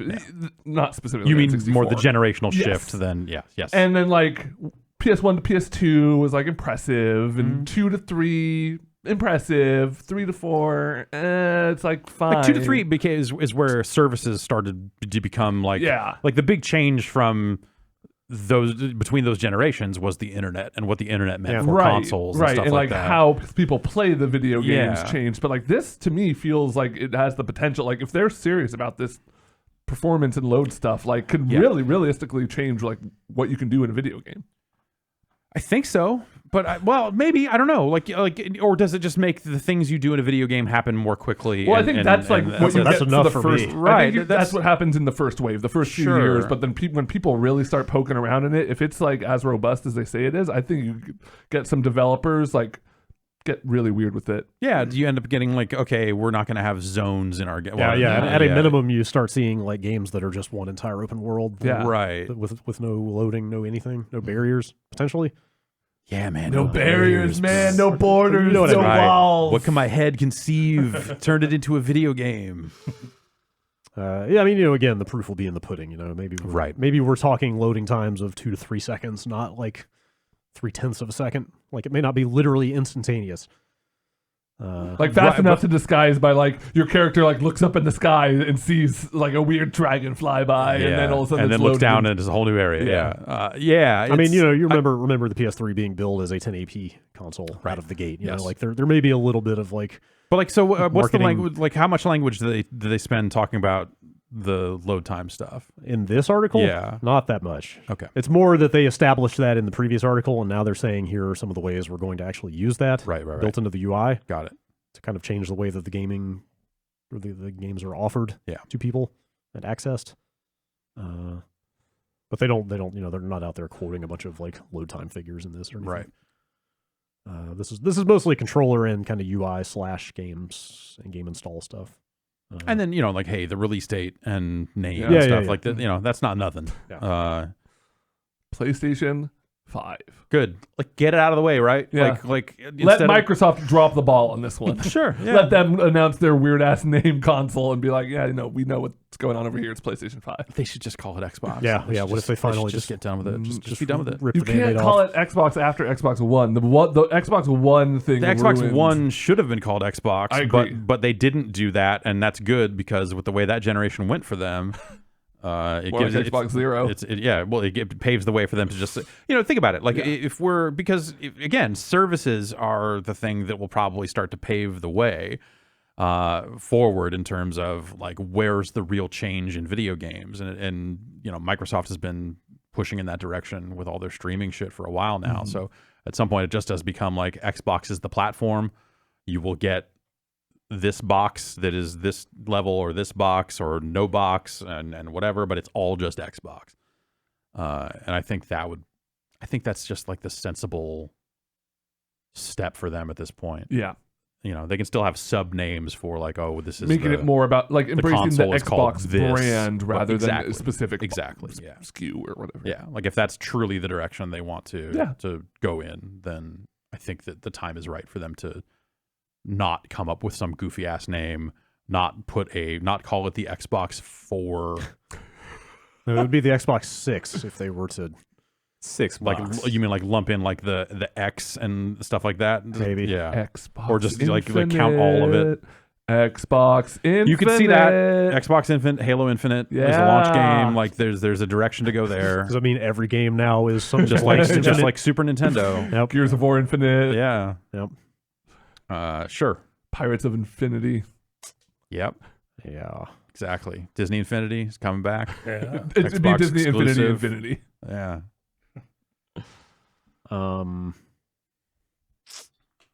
Yeah. I started to go down the rabbit hole of Googling some benchmarks of current NVMe drives, but I don't think we really need to fuss with that right now. Yeah. But I think some of the most high performance SSDs on the market right now are talking about transfer rates on the order of gigabytes per second. Right. So like if that is actually the case, then like they really could be telling the truth about what this thing is going to do. Let's hope. We'll see. Because it sounds pretty awesome. Yeah, that's like I said, I think that sounds bold, just from a tech claim perspective, not necessarily from. It certainly seems like the most significant change. We're talking about haptic feedback. Sure, that's great, fine. But the biggest triggers jump is a neat gimmick, but yeah, the biggest jump for sure is going to be this fast loading. Just think about the amount of time you sit around just waiting. Yeah, but like playing a console game. That's great, but like that's a convenience feature, right? Yeah. I mean, it's not something, or could it be something that is actually pushing games and game design forward? I think that's the thing I look at and go like, okay, is this like what's going to change about video games over the next 5 years? You know, like we can talk about the services all day long and Yep. and you know the streaming stuff if There's that comes other to fruition. stuff. I mean, And fast loading and stuff like that. But like, what is the impact that stuff has on will have on how games are designed? I think that's the stuff that yeah, exactly. That's the there are some quotes from an EA exec in there about I think the phrase machine learning is dropped. Sure. But talking about like compute on the GPU and things they'll be able to do with like AI and stuff like that. Okay. They 100 confirmed gigs. Those discs will hold. You people put a lot of moves and stuff on those discs. It's going to be A lot of lampposts. yeah. They confirmed there's hardware ray tracing stuff in there. Like Mark Cerny seemed very adamant that people know that there is hardware acceleration for the ray tracing and it's not a software thing. Sounds very capable. Yeah. Overall. That's great. Yeah. But I still don't see them like shooting for the moon with this. Like, you know, their expectations are not nearly as high as like, you know, like a regular console generational leap. Do you see what I'm saying? Kinda. I mean, I think that's just the nature of things is that we're in a very iterative Right. mode We're getting now. diminished returns. Yeah. With Well, each. I mean, you know, if you're talking load times that are a tenth of what they used to be or that less, sounds like, great. that is a massive leap. That is. The ray tracing stuff as well. But like, you know, when you were looking at what the graphical capabilities, when you're looking at like what these games are Ray- likely like to ray look tracing like is not gonna and be- ray tracing and that sort of stuff, it's like, okay, yeah, we're getting there. Some of that stuff already exists on PC, and how is it going to look in comparison? And like, will anyone prioritize frame rates now, or are we still Fuck no. going to get Jerks. 4K 30? Ah. Probably. The best looking 4K 30 you Yep. ever saw? Probably. All right. Red Dead Redemption 2 coming to PC. What? Called it. What the heck? I can't believe as recently as like, I don't know, a month ago, I still to this day see people talking like it was never going to happen. That's crazy. Like, are you out of your mind? Have you heard of a little game called Grand Theft Auto 5? No, what is that? It's the most popular video game ever made. It's see made how much like money- $6 billion. so that's the one with the blocks that drop, right? No, that's Minecraft. Oh, okay. GTA Online makes a lot of money. Yeah. Yeah, them launching their launcher kind of paved Yeah, the way for that to be like, oh, of course they're going to do that before this. But Yeah. I will say I did not expect it to happen this year. Yeah. Yeah, that is Yeah, surprising. it's just roughly a year after, what is it, November 5th. Yeah, November 5th. It's coming out on, I think it's just the Epic Store and the Rockstar Games launcher at that time, right? I think you're right. I think I didn't heard keep up Steam with is that. coming later. Like, I mean, they get out there saying like, oh, you can pre-order it from Epic Games Store, Green Man Gaming, the Humble Store, GameStop, et cetera, but all those others would just be keys for Epic or the Rockstar launcher, right? Presumably, I yeah. assume those are the only two actual platforms you can get it on. And then it's coming to Steam a month later, so it's not some gigantic year-long exclusivity or anything. They're definitely pushing people toward their launcher. Oh, yeah. Big surprise. If you pre-order it there, you get a ton of extra goodies that you don't get on the other platforms. Plus, you still, if you get that account, you still get San Andreas for free, right? I think today's the last day. Oh. I was going to say I should do that, but Yeah.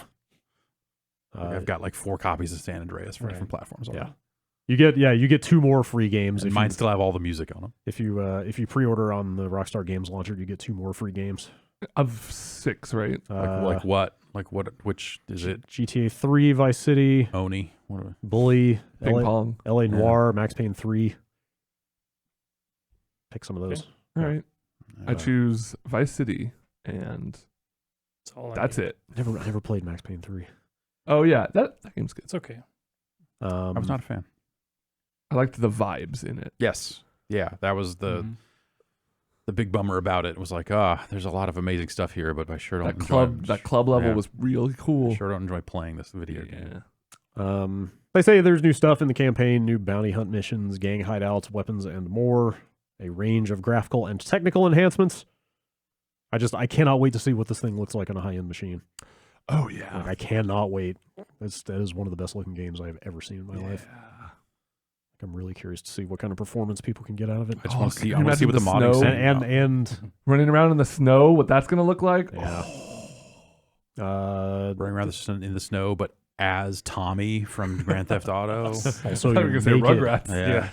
They've never put out any like legitimate modding tools or anything for GTA, right? People just kind of hack that in. I don't remember if Didn't they they ever shut down some big modding thing. I from think they GTA shut some stuff 5? down and then said, "Oh yeah, Did they, like, roll it back? Yeah, I want to say they did, but Because I see stuff about GTA mods all the time. But Yeah. I don't know if that's just people and their own ingenuity. I think that's that. I think GTA 5 stuff is primarily their own stuff. So I could be wrong. assume this is probably the same. Yeah.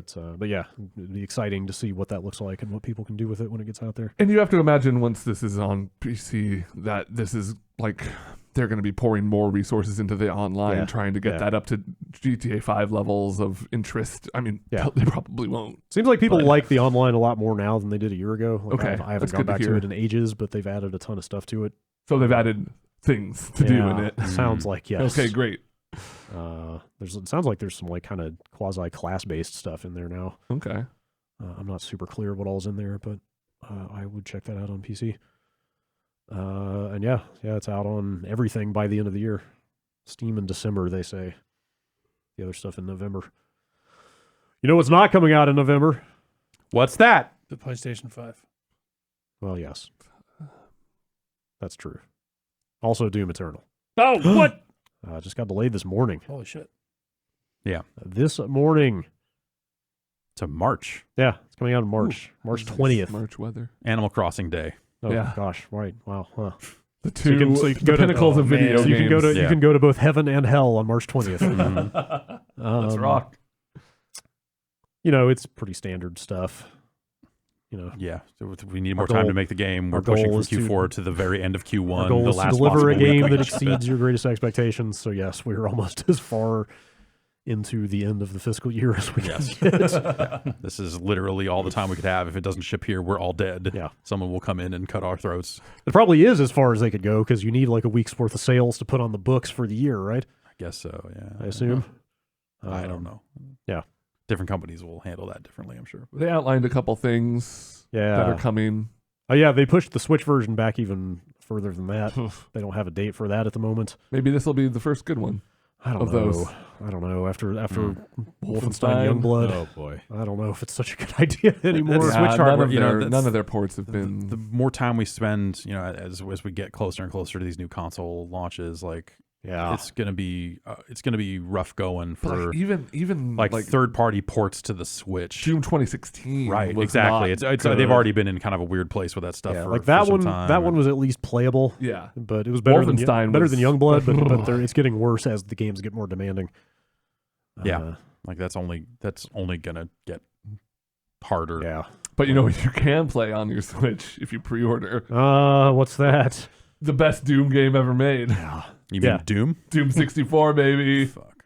Yeah. So they announced that on that last Nintendo Direct, right? Well, Yeah. so they announced that it was And coming. it was I going think to this is the first that for it's purchase, but pre-order but yeah, bonus? this is Doom 64 is now a pre-order bonus for Doom Eternal. On all platforms, right? Or is it just for Yeah. Switch? I think all yes. platforms. Yeah. Xbox, PlayStation 4, and PC and Switch. Yes. Okay. Sweet. So Great. It's not a.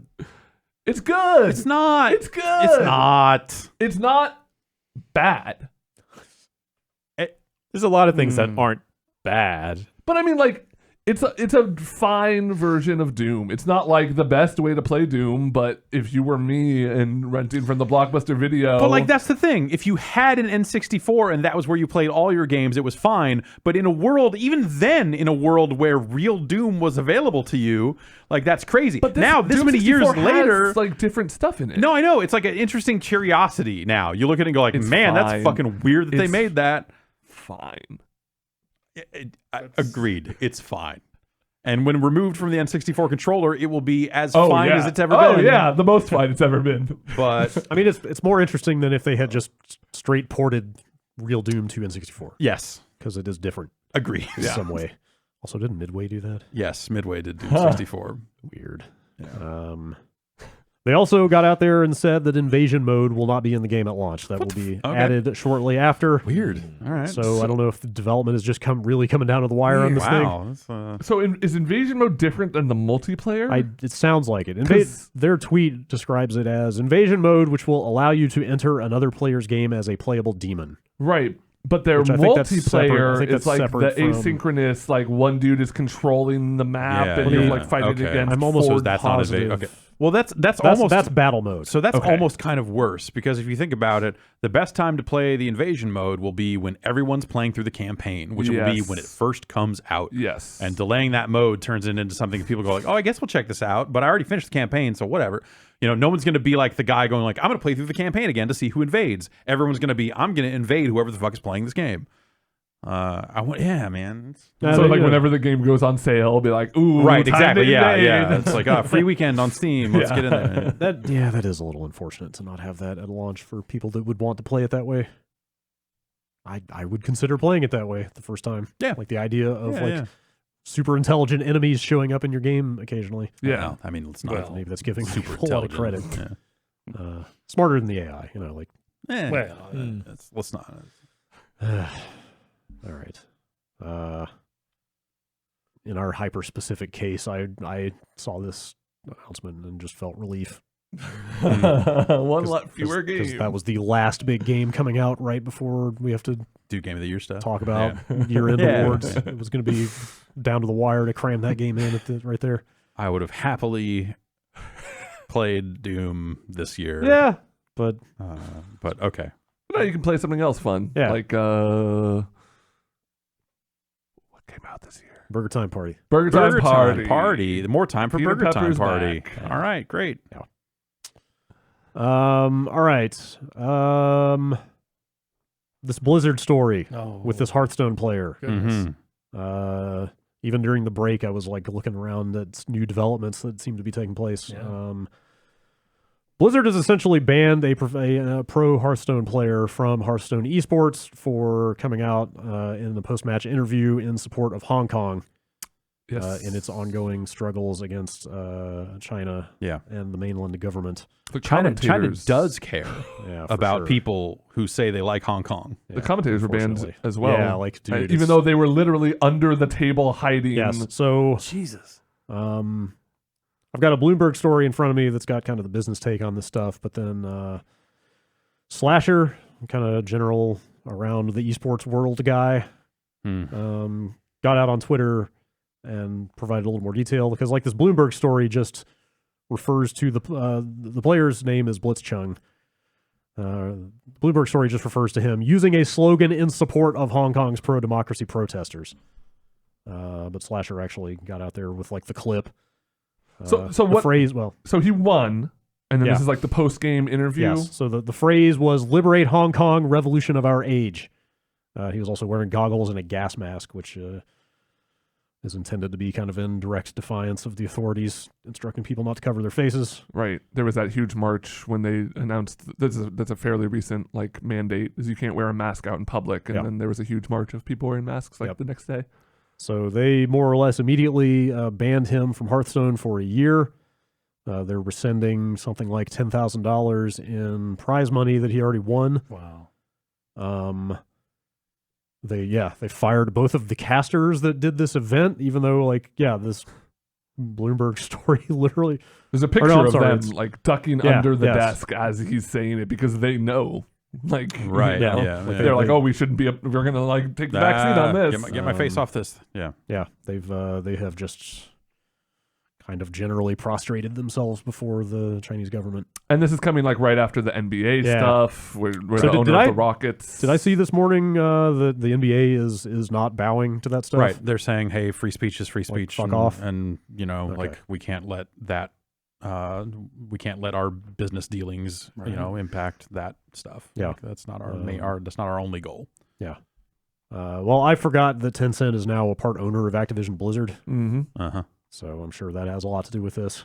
Well, Yeah. Yeah, I mean, okay, but and yes, and once you kind of cross that, then you start to get down that rabbit hole of what else does Tencent own, and that's Yeah. Riot, and that's they own part of Epic, they own part of they invested in Discord, Reddit. Reddit. Like there's a lot of stuff there. To Call of Duty Mobile. Speaking of is which, them. the Blizzard subreddit's down right now. They made it private. Really? Yeah, Is that due to just outcry? I think or- so. Don't So know for so sure. that's some of the stuff I was seeing during the break. I saw a tweet being retweeted from a gentleman who in his bio, lists himself as a former Blizzard employee. Kevin Hoftestad, I believe is how you say his name. Oh, okay. Anyway, he tweeted a photo from the courtyard at the Blizzard campus saying, "Not everyone at Blizzard agrees with what happened. Both the Think Globally and Every Voice Matters values have been covered up by incensed employees this morning."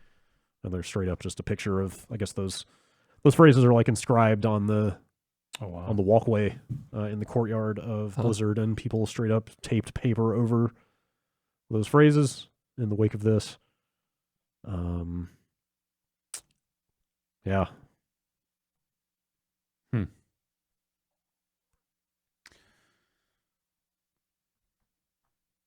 Thoughts? Yeah, it's waiting for somebody to say something. It's hard to imagine any level of public outrage causing any kind of change in course here to me. well, I mean, like changing course on Blizzard's part, Yeah, or like I doubt they're going to do much of anything other than just like let this go. Are they legally able to hold that money from him? If Yeah. I was like, reading that they I had don't a know. clause, like a Yeah, catch-all yeah. clause that says, we can, for any reason, basically take the money back. yeah, it was like it was like a. Which is fairly standard. It's like the way reading the clause that someone pulled out when they were covering the story. It read like something that was more in terms of like, oh, if you suddenly say a bunch of racist stuff on a stream, okay, and all that stuff, it almost read like it was meant to capture that sort of stuff, Sure. and it was applied to this, which seems funky. Yep. On top of that, yeah, it's I'm trying to figure out where the line is. I think everyone kind of needs to, because I think, if you go down this rabbit hole all the way, you turn into the people that are like, Epic Store, no, and like that stuff. I don't know.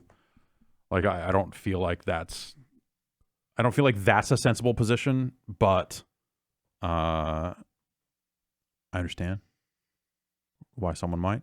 And so it's a mess. There's a lot of Chinese money investing in all sorts of, like movies it's the biggest entertainment yes, market exactly out there. Yeah. China makes up a huge chunk of movie, TV, like the video game. the NBA was doing gangbusters business in China. Oh, really? Yeah. I didn't know that. Yeah, they a billion courted it people there. specifically. Oh, I know, and- but and- like a lot of stuff is like and also you know, basketball is apparently very popular in China. Yeah, that's on top fair. of that. Well, So- like the new Star Wars movies have done very poorly over there. So Yeah. like some Something aspects of definitely American don't cross culture over. hit over there, and some don't. Venom made like $1 billion in China or something. Weird. Yeah. So yeah, it's all of these responses seem very predictable, right? You look at it and go like, okay, yes, the corporation that does a bunch of business in China is very quickly going to try to cover that up and try to save face and try to continue to do business in China, because it'd be very easy for the Chinese government to step in and be like, you don't get to do business here anymore. Yeah. And then they're like, oh, we're fucked. We're done. We're shutting it up. I think you're right in that reaction is clear. Like, yes, of course that's what's going to happen. But I think the shocking thing in this is how small the inciting incident was. It was somebody in a interview that literally nobody's going to watch the VODs of. Who watches the VODs of a fucking post-game interview with a Hearthstone player at a minor tournament winning a thing? Like this is like a guy literally just saying a thing once. And I assume to the Chinese government that's a very big deal. Oh yeah, with what they're trying to do in Hong Kong. But like, it's not just like they've become very obsessive about their territorial claims in general with airlines and like Taiwanese players unable to use the Taiwanese flag in their esports leagues and all kinds of stuff. What really stings, I think, about this is like you look at this and you just see how lethargic big companies can be about like stepping in to moderate racism, deal with like there's so many problems that have people just like, this sucks, like do something about it. And it's always this like, oh, we're just a big corporation. There's a lot of, we don't know how to address the problem, and like humming and hawing. And I'm not saying it's a one-to-one thing, but when you see something like this where it's like instantaneous. Right. Like these sudden slow, but also, like it's very easy in this case to be like, it's one player, it's one thing, it's not a systemic, thing like racism that is all over a lot of games. Commentators were ducking for cover. Yeah, right. Jesus. Can you imagine? Wow. I don't think a lot of people buy into like performances of corporate wokeness these days in general anyway, but like stuff like this really drives home like how hollow that stuff can be as soon as the revenue is threatened. As soon as the like, revenue all is that shit threatened, goes you right out see the like window. the clampdown just happen all of a sudden. Yeah. Like very, very alarmingly fast. Some aspects of this, just like how obsequious they are being about it, are really ugh. Like the Hearthstone account on Weibo, which is a lot like Twitter, posted, we will as always resolutely safeguard the country's dignity. Like that's just which you'd imagine that those are like in-country people running that Oh, account. totally. That's Totally. not like someone in Irvine typing that. No, but it's just like it just comes off as like so kind of servile. Right, absolutely. I guess that's the reality. That is the reality, right? Like that's yeah. Anyway, I don't know. I could be wrong, but I would be surprised if they change course in any way. Yeah, I don't think they will on this stuff. I think they'll probably just hope it goes away. Yeah. Wait till BlizzCon. But again, like I said, that photo of the Blizzard courtyard this morning is going around, and like I see reporters saying like, "Hey, if you're a Blizzard employee and you want to comment on this stuff, like get in touch anonymously." Yeah, and people tweeting out like screenshots of them canceling or canceling subscriptions to stuff like WoW and stuff. Like there are people who are, voting with their wallet, so to speak. Yeah. Yeah. Well, we'll see if that gets anywhere. Yeah. If enough employees maybe come forward to talk about that culture and what that's like now. Because the Blizzard culture. Well, yeah, and I mean nothing really happened after the last time people came forward to talk about Blizzard culture. Yeah, true. Yeah, I was gonna say like the culture at Blizzard used to be like a thing of legend. Yeah, totally. And these days it just seems like different kind of legend. Well, yeah. It's a division of it's an arm of Activision. Yeah. Yeah. Speaking of legendary work cultures, I see the story that Brad has loaded up. In other hot button video game news, Gearbox and former in-house lawyer, was he their general counsel? I forget. Wade Callender, company's former lawyer, is how he's described in this Kotaku story. Everybody knows about that ongoing suit/countersuit. That's all been settled. Yeah. In private terms that will never be disclosed. Dang it. So okay, I read the article and it didn't really get into it, but if I remember correctly, one of the main points, and then this was the lawsuit where like the main point was that they were pocketing money that was meant for employees. That Randy Pitchford had taken a $12 million bonus directly from 2K. I was trying to remember the sequence of events. This is based on this Kotaku story. Didn't Gearbox sue Wade Callender and then he countersued them? That sounds right, but I don't remember the specifics. Because it was like Wade Callender went out and got sick abs on Gearbox's dime. Yeah. I've not seen this is where Wade's all abs. the I can't. USB stuff came from. It was like little pokes. Yes. The thing that Wade Callender filed was the thing that alleged that Randy Pitchford and his wife were having underage, touching parties. So So that gets settled. Like the main clause being that Randy allegedly pocketed this money.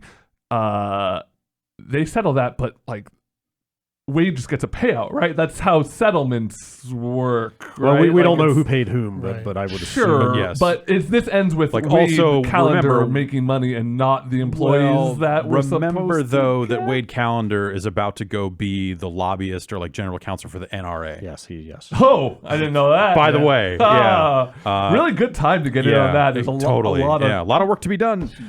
So you could envision a scenario where even he's like, I don't want to have this shit going on right now. I've got bigger shit about to be going on. Let's move on. Or maybe it was the sort of vindictive thing where he's like, hey, the damage was done. I literally hurt Gearbox's business by alleging this stuff, and my work's done, so I can settle and we can walk away and whatever. Which sucks because like the point I'm trying to make is like the employees who were allegedly stolen from aren't No, from the resolution of this aren't getting a dime. Yeah, but also like we don't necessarily know that's like that. Maybe that money was owed to Pitchford. Like we have no idea. Yes, true, but like the way when the suit kind of popped out, that was kind of the implication. Yes, the implication was absolutely that like that he was getting this payment like separately, and it was paid off to his separate LLC or whatever it was. And then also the porn stuff and everything else. Like it was just this big ball of just like, hey, deal with this, fuckers, that he threw their way. I mean, it could have been that Randy was legally entitled to decide what to do with that money and just decided to do the shittiest possible thing with it instead of the right thing. Obviously, he did something not perfect. Yeah, and then like some of the backstory behind this is that those two were like childhood friends. Yeah. So it was like this, decades-long friendship that went south somewhere along the way and resulted in all this weird shit. And now Wade Callender is off to work for the NRA, and Randy Pitchford continues to run Gearbox. I mean, in this joint statement, everyone wins. Everyone wins. Joint statement they put out. It was the opinion of counsel that the evidence exonerated Randy Pitchford from the allegations against him. Okay. All misunderstandings between the parties have been corrected and apologies were exchanged. Okay. Oh, good. Sorry, you're such a dick. Oh, fuck. I'm no lawyer. I would assume that means they paid him off, but who knows? Yeah, I don't know. Anyway. Congratulations. Yeah, it's like, I don't know. That is definitely unless somebody leaks something, that is the last we will hear of all this. Yeah. Because the parties are mutually bound by confidentiality, no additional statements will be forthcoming. So. Okay. That ship has sailed now. AlphaDream, maker of Mario and Luigi. Oh, this one makes me sad. Yeah, filed for bankruptcy. Which I don't feel like you hear a lot about Japanese studios. No, not all that often. Why that stands out to me. But yeah, they are close to $4 million in debt. Revenue has been down. I'm saying, like, what was their last project? What is That- what have Their they last been- Mario and Luigi game was the 3DS Paper Jam. Yeah. Was that Which wasn't the Bowser Inside Story remake after that?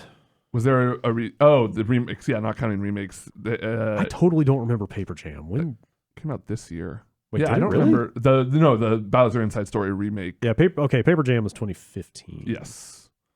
Okay, that was the last new one they made. Okay. Yeah. I mean, Superstar Saga and Partners in Time. I haven't played the other ones, but like those games were incredible. Yeah, I loved them. Superstar Saga was a freaking revelation when it came out, and I think Bowser's Inside Story is the best one. I saw on a Reset Era thread about this. I don't know where they didn't say where they got this number from. I didn't verify it, but they said somewhere they saw that remake of Bowser's Inside Story sold around 20,000 copies. Whoa. Which, I'm sad that they never got a shot at making something for Switch. yeah, that would have been. That seems to be the perfect platform for one of these. It could have been that maybe they were holding out, waiting for Nintendo to greenlight something that would let them make one of these for Switch. Yeah, and maybe that Inside just Story never remake happened. was like hey, if this does well enough, Right. you get your shot. Like, maybe we're done with these.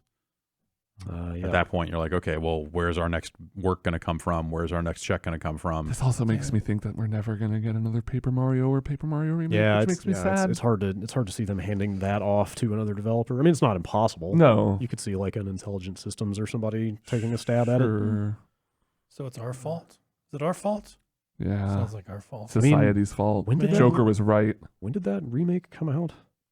Like within the last year, right? It said 2019 on Wikipedia, but I do not remember it. Trying to find a date for that.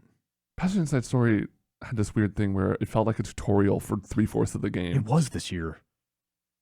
Like, what are they doing? What are they doing shipping a 3DS game in 2019 for a franchise of this size? Yeah. It's I mean, nonsense. it was a remake. They're just like getting it done. They're I know. winding down the 3DS. I know, but Yeah. what I mean is, it's like it's no surprise that nobody bought it, Right. because nobody's, Nobody They knows where probably, the they 3DS probably charger didn't is. make a ton of copies of it. yeah, Like, uh, physical copies. If I yeah, had but to you guess. still got to recoup your development costs. Sure. Weird. Yeah, it's unfortunate. It's a bummer. Those games had a lot of charm. Yeah. Like they were, You know, filing for bankruptcy is not out of business. No, So- but Yeah, it's it's true. It's a bummer sign. Like those games messed around with Mario and Luigi in a way. Like those games kind of to me were like the groundwork for something like a Cadence of Hyrule, where it's like Nintendo being a little more liberal with what you can do with first party characters. Like they had they would introduce characters like EGAD and stuff that would later become canon, and yeah, I mean, like they just had a lot of heart. They made Bowser fun. Like I like whenever a Mario game really like gives Bowser personality, because I think so often he's just like the bad guy. Yeah, I guess we'll see what happens. I mean, yeah, like you said, that doesn't mean they're necessarily going away, but they're not in. It's not a good thing. Not in great shape. Usually. Yeah. Jeff, I haven't read this story, but you mentioned it during the break about the Atari VCS. Yeah. I guess one of the system architects Yeah, it was quit the project. The Register ran this like story that's they've been looking into it for a couple of weeks now. Oh, a guy just read the deck on this story.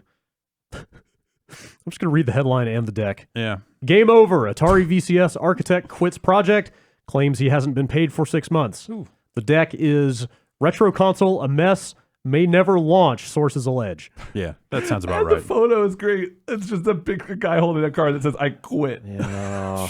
Like some Shutterstock ass shit. I have not read the story. You may So fill in some details. Yeah, This is- so I guess wow, like, this thing is incredibly long. Yeah, so this. I mostly just want to point this out as a story that people should go read if they're interested in the saga of Atari as a company now. Like they've got like 3 employees and they're just a licensing business primarily, but they took a bunch of pre-orders for this thing. The story says that the story claims that like the only reason there's multiple SKUs of this thing is because Walmart wouldn't take it unless it was under $250. So they basically like ripped RAM out and said like, all right, here's a $250 version. And it just sounds like a motherfucking mess.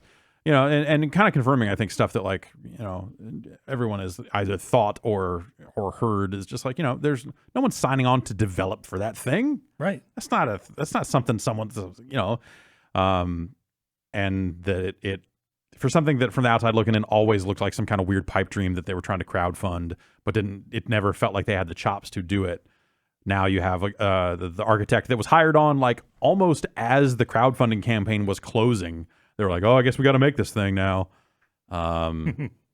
Now his firm has been stiffed for 6 months, apparently. Holy shit. And is off the project. So then does it get finished up? They raised millions of dollars, I think, on Indiegogo. Really? Like $3 million or something like that. Unreal. It always felt like such a scam.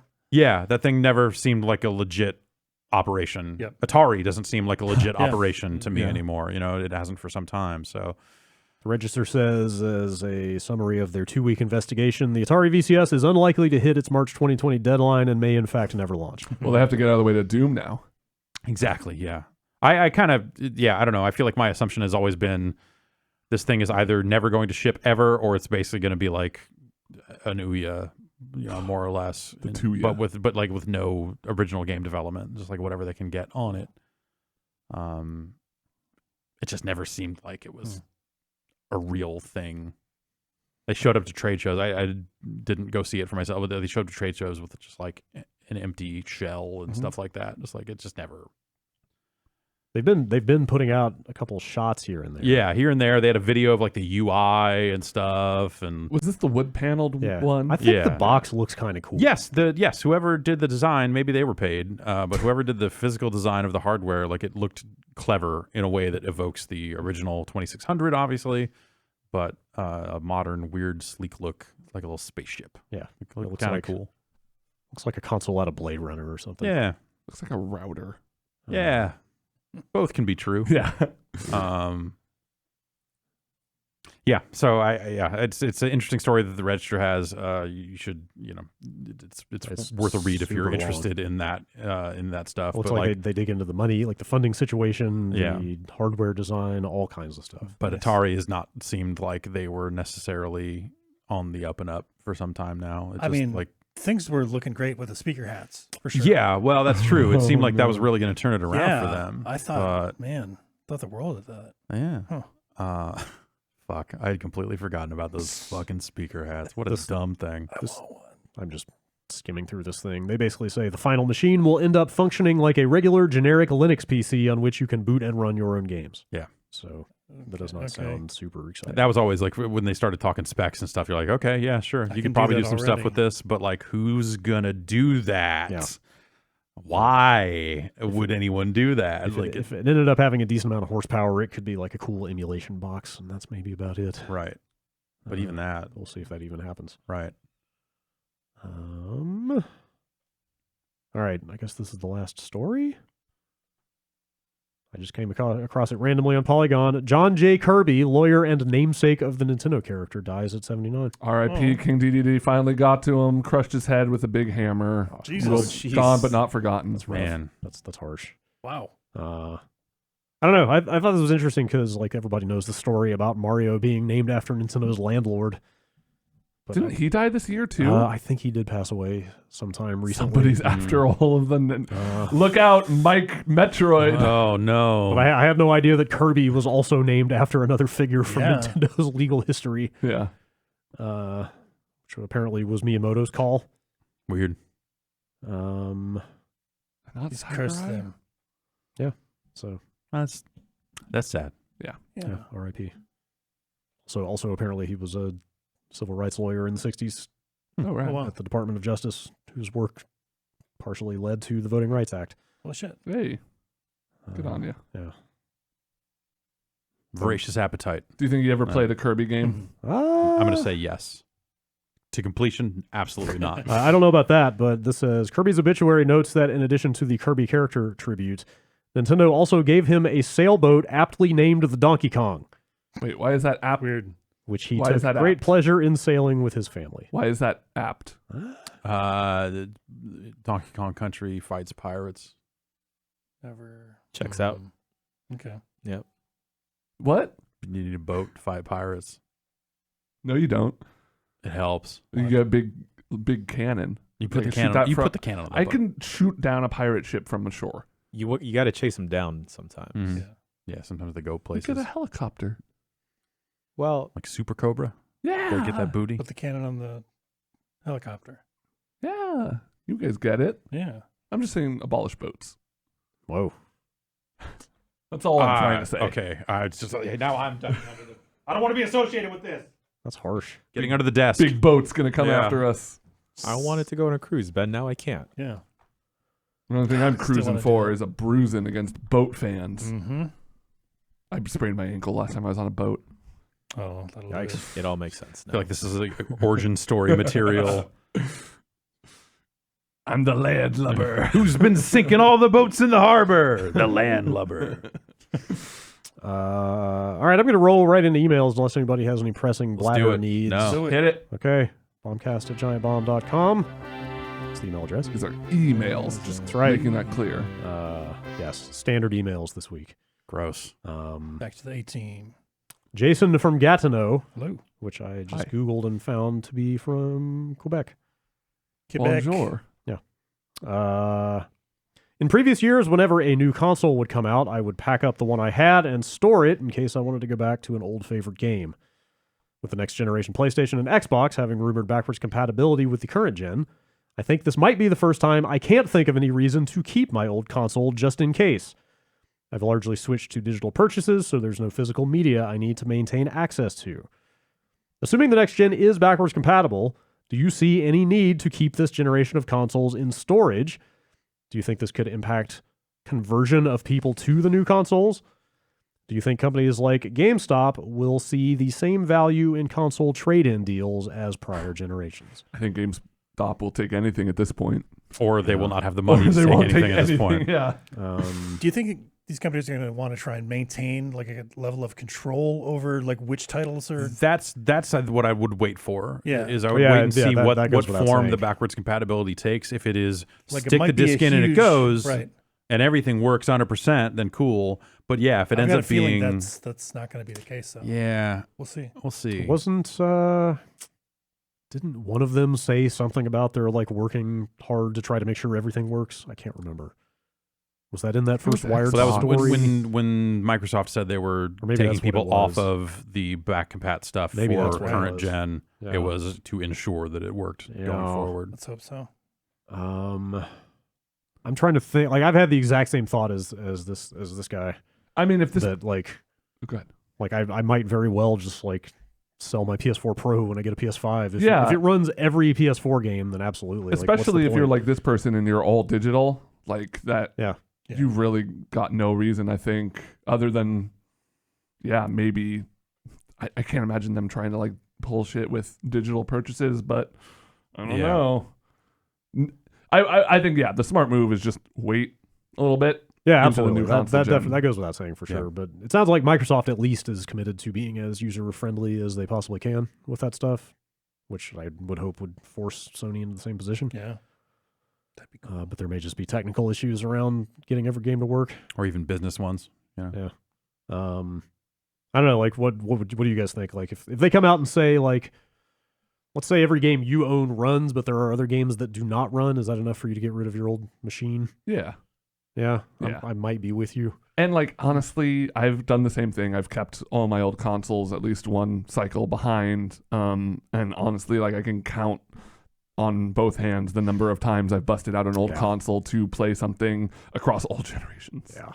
I've kept every console I've ever bought and never touch any of them. Yeah. I don't know. I bust them out. I would probably hang on to at least one PS4 and one Xbox, Yeah. but maybe get rid of the rest. At this point, I've got Too many. got a PS4 Pro and 2 regulars. Can I have one? Absolutely not. I'll trade you the Steam box, Steam Link I've got. That does sound nice. I get this. I've It's got Atari system. I'll throw in a speaker hat. I've got And an Ouya. yeah. Oh shit! I got And a Ganzuya. He was going to throw it out. I'm like, well, I'll take it. Have you ever used it? I have, actually. Yeah, did you I play have. Towerfall on it? No. I did the Whoa! the cool clock app. Oh yeah, I forgot about the Ouya Fucking clock app. Right? It was cool. A couple quick food notes for Jan. Okay. Here's one from Joe. Just made the Thai tea cookies Jan wrote about in the latest newsletter, Tai Chi. and they're amazing, so thank Oh. you for that. Jan, I'm gonna need you to send me that recipe. What's up with those cookies? Subscribe to the Giant Bomb newsletter. It- I did. I never it's got it. gone. Yeah. Oh, okay. You're right. We need to they figure that just- out. those Someone had guys just tweeted float at in the me. wind. I guess I didn't specify in the article or the recipe, but I say to use the instant Thai tea mix, and a couple people had used actual tea leaves in the cookies. Oh, interesting. It will not taste good. No. Really? No, No. don't do that. Sounds very bitter. Yeah. Is this like Thai iced tea type Yeah. tea? Ooh, like cookies that taste like that? Yeah, Ooh. Yeah. Oh, that I'll does bring him sound- into the office. That does this sound week. good. Here's the other one from John. Hey, John. The fried rice place Jan mentioned last week is legit. It's fried rice. Yo! It's fried rice the way it is Awesome. meant to be. Fun fact, that restaurant was also a plot point to the HBO show Looking, where Scott Bakula played the love interest of a game developer in San Francisco. Scott bought the place and turned it into a douchey upscale restaurant, which seems to happen in the mission all the time. Yeah. Also, they have pretty good pork buns. Dude, shout outs to Punjab. Oh, that's the I place? almost went. Yeah. That's the one. Alice, love you, girl. She's watching. I hope. Big Bombcast fan. I can't remember the last time I went to the mission. It's great. Still? Yeah. I don't know. All I hear now about it is about how not great it's getting. It's still got its spots. Okay. I hear Scott Bakula bought up a lot of it. Yeah. He just like wakes up as the owner of a different douchey tapas bar every day. Oh shit! It's fine. Just That gotta- one will close down. Chris from Pennsylvania. I just wanted to write in and say that John Bernthal may not be the most famous person in Ghost Recon Breakpoint. Oh. It turns out Jace Skell is voiced by none other than Rodney Mullen. Yeah, So my question is, do you think Jace Skell can kickflip, dark slide, or Benihana? I don't know. I haven't. I got up to the point in the story where we were supposed to go meet him, and then I was like, So I don't know the answer. He'll give a surprisingly really well-spoken TED Talk. What was his TED Talk about? It's just like, Skateboarding. yeah, well, yeah. Is he like an original pro skater guy? Yeah. He's like one of the 3 people that aren't Tony Hawk that I can name from the Tony Hawk. Wow, that guy really looks like a skater. He invented the kickflip. Oh, shit. Huh. And now runs a murder drone island. In the game. That's true. Okay. Wait, is that the actual villain? No. I thought John Berthal was the villain. I don't know. It's hard to know what side Jay Skell is truly on until we meet him, and that I've not completed that mission in the game. He's like a Zuckerberg. Yeah, he's like a head of a tech company, I see. that type of dude. I see. I forgot that I had 2 skating related emails in here. Whoa, radical. Last week, Brad asked if Tony Hawk was his real name. Yes, Anthony Hawk is his real name, but that's not the reason I'm emailing. His son, who is also a pro skater, is named Riley Hawk. Mm-hmm. He skates for Baker. O'Reilly. But his real name is Hudson Hawk, Great. Whoa. just like the amazing Bruce Willis vehicle. Whoa. The movie came out right after he was born, apparently, so his parents decided they couldn't call him that anymore. So they started calling him Riley. It's still his legal name, though. Do you guys know any other people that share a name with a character or movie? Oh, boy. What a character or movie. Hudson Hawk. I know of someone who I have not seen in years, but I know someone who has he named a son Anakin, which... Okay. It's my dog's name. Okay. I feel like it's different if you intentionally go out of your way to name somebody Yeah, a fictional character's name. This is Oh, to this have is it so go, much more. to have it happen to you. This is you so much mean. more delicious. Yeah. Hudson Riley Hawk, according to his Wikipedia page. That's it. I had a friend of a friend nickname his 3 sons after the 3 ninjas. 1, 2. Yeah, a Wow. Rocky, Colt, and Tum Tum. Tum Tum was a little chubby, so it was Yeah. appropriate. All right, appropriate. Little fucked up. meatball. I had a physics teacher whose name was Robert Paulson, and he hated the movie Fight Club Wow, with a yeah. passion. Weird. Why? Even though he kind of looked like the guy from it. Yeah, he better. Okay. I know I said last week that it's tough. These come up with a thing on the spot emails are tough, but we get a lot of them. Forrest from Long Island. A Dry Bones is a dead Koopa. Boo is a dead what? Mario. Whoa. Oh God, what? Yeah, I could go with that. Feel like That's this why is- he's like. That's why if you're looking at him, he like gets nervous and shy and covers up because he starts remembering his past life. But when you turn around, that's when he's like, oh, he snaps back into ghost mode. And that's why if you play Mario World and never die, there are never any ghosts in any of the ghost I was gonna houses. say I feel like there's a lot to unpack here. Well, those are from Super Mario. Those are from Mario This Bros. one, no, I'm saying like if you play All Stars and play through all the games in yeah, order yeah. and don't die in any Yes. of them with the All Stars plus World cart, I feel like then this you get there's no ghosts. Yeah. raises a lot of questions about the nature of existence in the Mario universe. Yeah. Are there multiple Marios? Or are these Marios? Are these all the same Mario from a different timeline? I've seen up to 99. Mhm. Yeah. And the reason that like ghost houses are kind of a spiritual portal between the afterlife and the Mushroom Kingdom, and that's why you usually only see the boos in there. Mm-hmm. And the Butter Bridge is a portal between all known universes. The Soda Lake, Mm-hmm. our universe, Yep. etc. And so on. Find me on the Donut Plains. Darren in Toronto. If given the choice on an airplane, would you rather have no one sit beside you in a standard economy row or an exit seat with more leg room but someone sitting beside you? I feel like this one's an easy, obvious one for me. It's the economy. It's the leg room. Yeah, that's fair. because That's fair. I literally can't fit in other seats. The poor man's first class. That's yeah. fair. Yeah. I'll take an empty middle seat any day. Totally. Yeah. Because I feel like I can contort Yep. in a way that achieves more leg room if there's nobody next to me. But the thing Same. is, you can't. Let me tell you about contorting. You don't want to Go contort on. for too long. That's fair. Yeah. Because I was on a 25-hour road trip, and I finished the road trip. I was in the back seat, and I was always sitting to the left or to the right because I couldn't sit facing straight forward. Mm-hmm. I got home, I went to sleep, I woke up, and I couldn't move because my back was just like. Yeah. You can stand up on a plane though. That's true. Stretch out. And when I nobody's can't sitting next stand to up you, on a plane, Well, Jan. okay. I cannot stand up on a but plane. when nobody's sir. next to you, you're much more free to get up and move around. That's true. That trip I took to Naughty Dog a couple of weeks ago, I had nobody in my row on the way down there, and I swear to God, every time that happens, it feels like you've won the lottery. Yes. If it's a short flight, I might actually take the road. Like if it's under 2 hours, I might take the whole row just because like I can nap and stretch out and be fine. But like if it's longer than that, I'm gonna go like just being able to put my bag under a different seat than the one in front of me is that's living. You don't have to hear anyone else's drink order. God, the worst part of flying. If only. Ice water. Nick from Boston. Should a theoretical Dreamcast Mini showcase Sega Gaga as its unreleased curiosity? Ooh. I say yes. Super Nintendo Mini had Star Fox 2. Genesis Mini had Darius and Tetris. This is now a trend, and we must consider the implications for the eventual Dreamcast. Yeah. I had to Google Sega Gaga. What is Sega Gaga? After I read this. It's like a role-playing game that plays around with Sega's history. Yeah. Word? The screenshot I found was of the protagonist in a turn-based battle against the Samba de Amigo dude. Okay. What's his name? Amigo. They do a deep dive on Alex Kidd, and what? he's featured in there. Oh, yeah.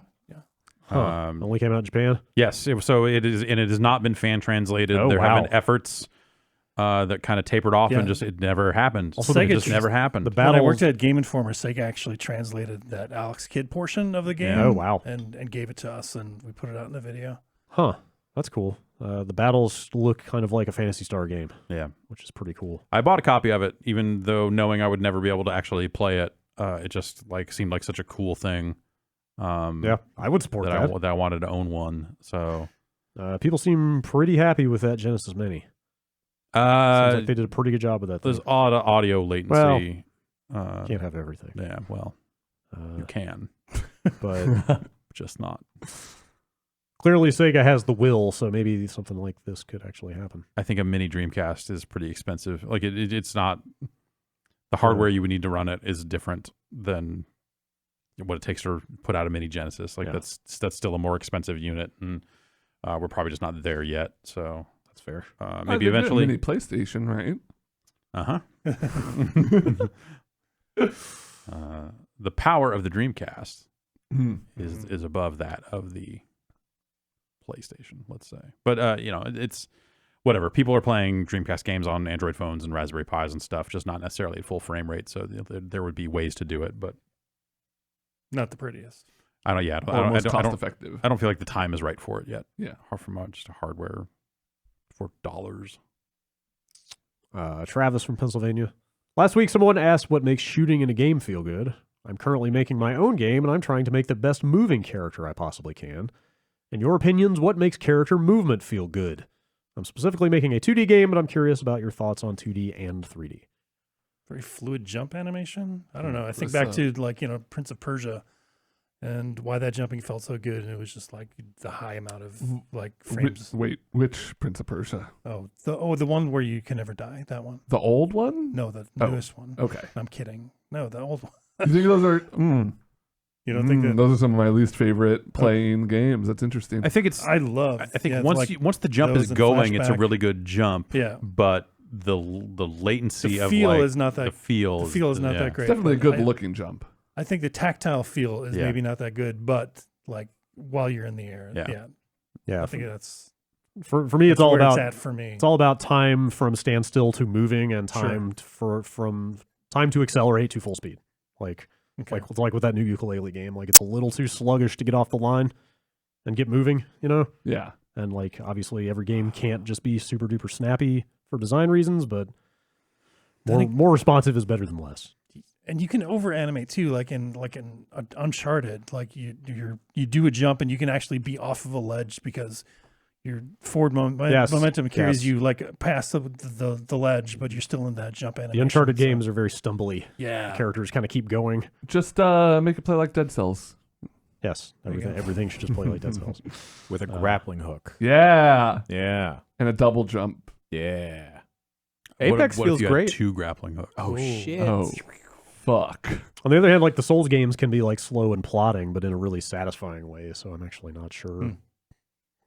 Yeah, I think the answer is I don't know. I think preciseness is like if you had to drill it down to one thing, it's like establish what kind of what kind of a speed you're going for and all that, and then make it feel like how you want it to feel, which is like a Souls game. You know, it's going to be more slow and deliberate, but you're going to want really good responsiveness, right? You're going to want like, even though these moves have a big wind up or whatever, like in like a Monster Hunter is the same way. Yeah, you feel like you're totally in control of them at all times. Yes, or you can cancel, like whatever the hook is, like you can cancel out at any time, or like give the player the ability to not get hung up on the controls by telegraphing at all times like what is actually happening in the game and match the animations your character is doing, and just copy it from somewhere else. Yeah, like Dead Cells, right, or Dark Souls. Those are your two options. We're gonna go Dead Cells. Me I too. guess. Did you mention what kind of game? 2D. He said a 2D 2D game. Yeah, Make it play like Mario.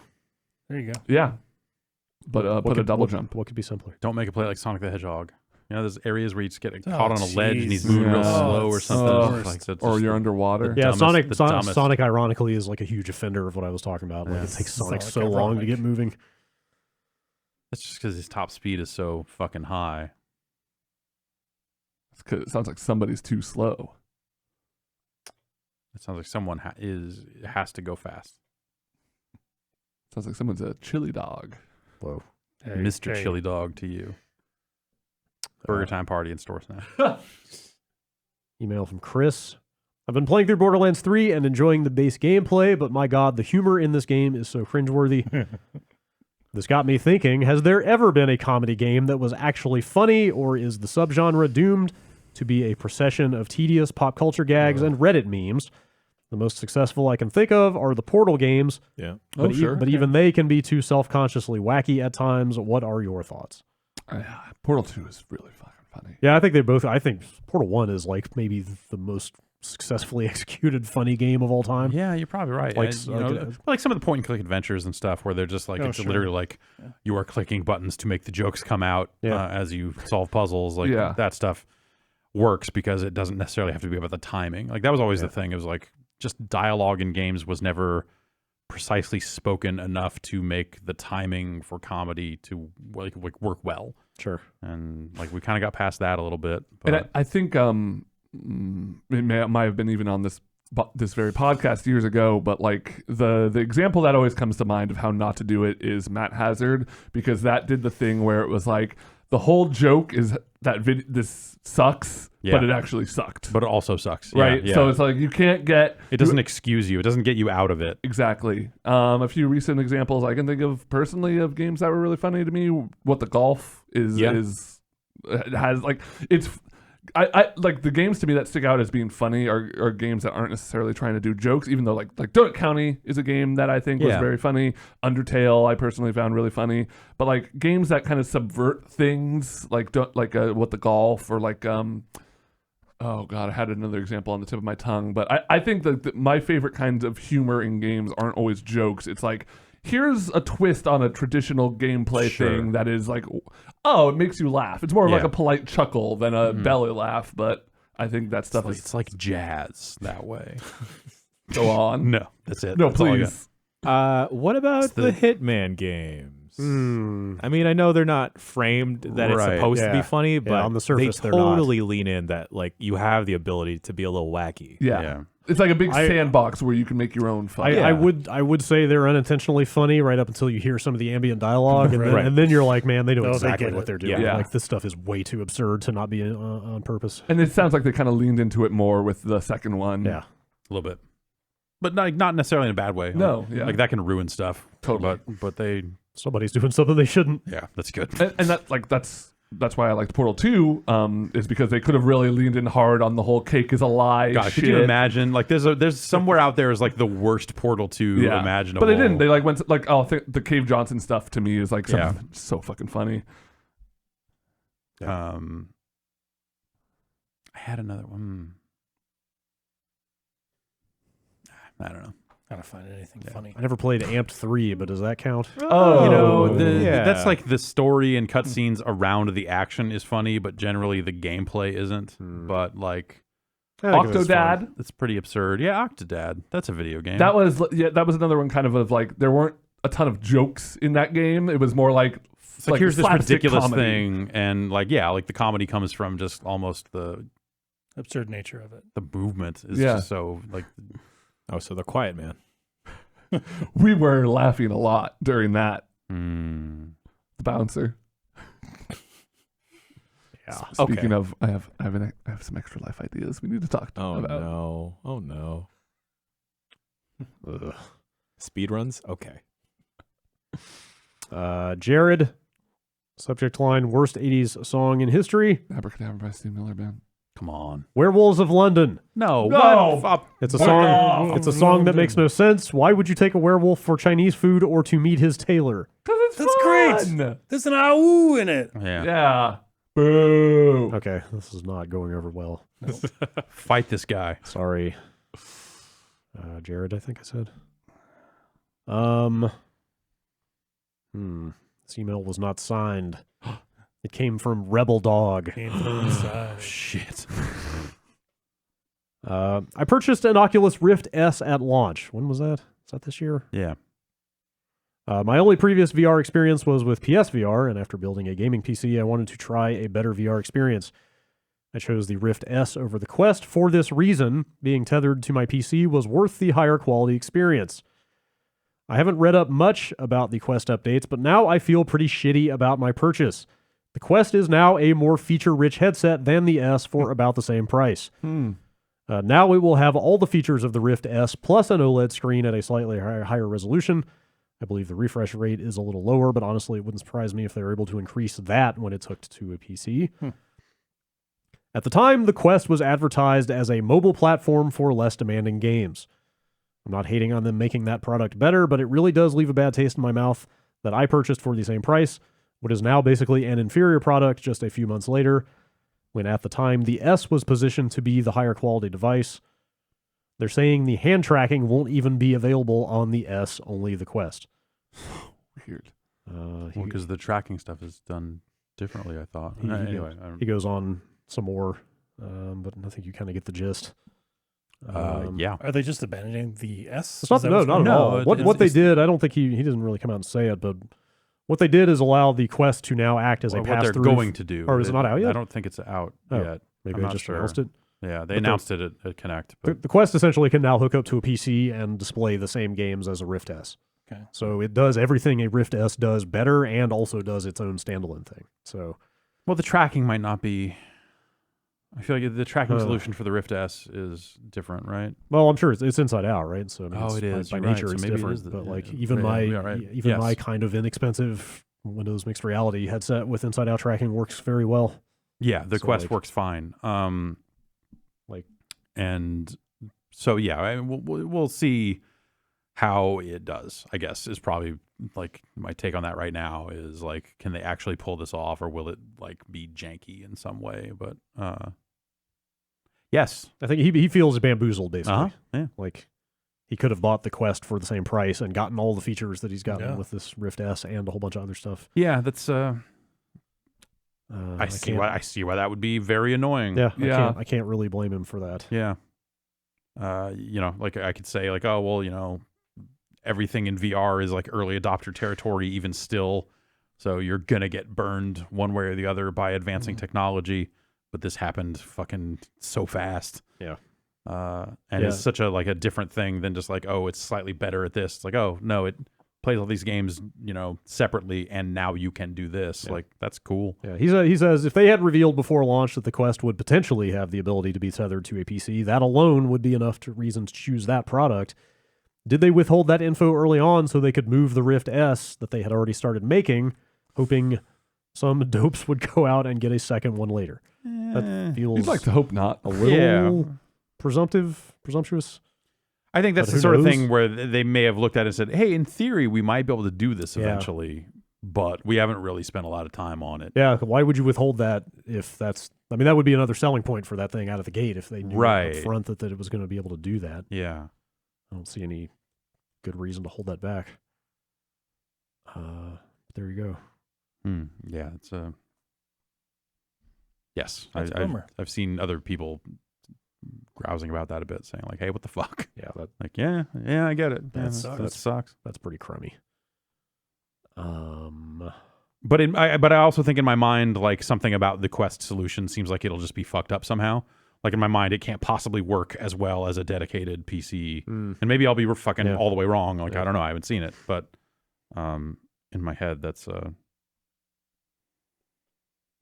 my head, it's somehow fucked up. We shall see. Nathan from Olympia, Washington, setting the record, I think, for getting emails read on this show. If you were offered $1 million for staying in an extremely hot climate or extremely cold, which would you choose? 120 degrees Fahrenheit with no air conditioning or minus 30 degrees with no heater? Minus 30 with no heater. That was my reaction too, but that sounds straight up dangerous. I mean, they both sound dangerous, but I think you can always put on pack, more layers of clothes. It's easier to get warmer than it is generally. Of course, there's always exceptions. Yes. But it's generally always easy to get warmer than it is to get cooler. Yeah. He didn't stipulate like, oh, you have to do it in like loophole, baby. Yeah.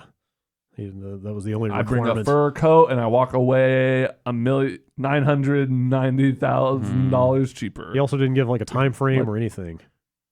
Nathan, you got to step up your hypotheticals here. But in general, I'm always going to lean towards the cold versus the hot, man. Same. Yeah, and well, it can wear on you.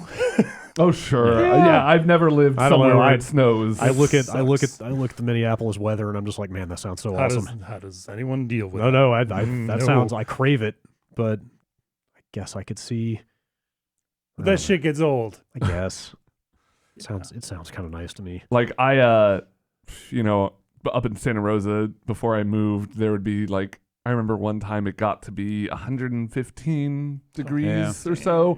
And when it's that hot, literally all I could do was lay in my bed with a wet towel like over my entire body and just stare at the ceiling. That's fair.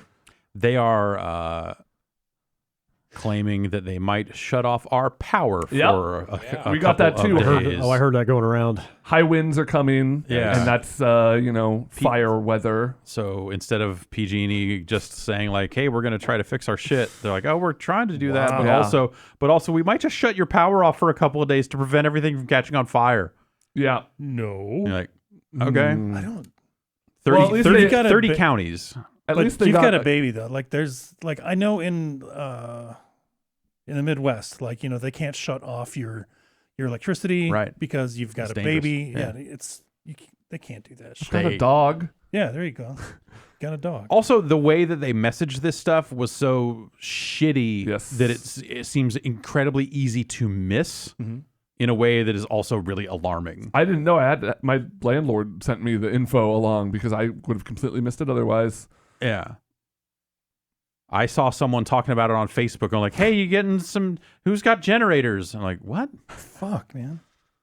Yeah, I mean, end times are coming. Probably want a generator anyway. Fair enough. Yeah. It's true. Last email. It was signed B, like the letter B. Sub B? I don't think that's his real name, but let's go with it. What is the best video game B? Is it Buck Bumble, B Mario, Twin B, the Bee enemies in Donkey Kong 3, Bubsy. Mrs. B from Conker's Bad Fur Day, Bubsy. Rumor Honey Bottoms from Cuphead? Bubsy's a bobcat, not a bee. Bobcat starts with a B. That's not. Checkmate, motherfuckers. It's not what we're doing. What? It's not. Trying to think of other games. I mean, it's Buck Bumble. The B game movie. The B Steve Carell. B game. B movie, the game. They should have just called it B game. B game. Oh, that would have been good and helpful for a certain feature. Yeah. Why did he send this? B mails. I guess so.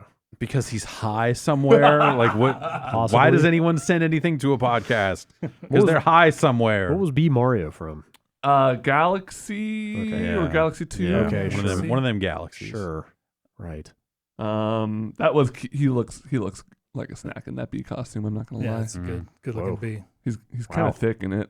Yeah. Huh. Those horizontal stripes, man.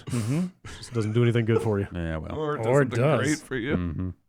I'm saying I want to fuck B Mario. All right. Get it. That's emails.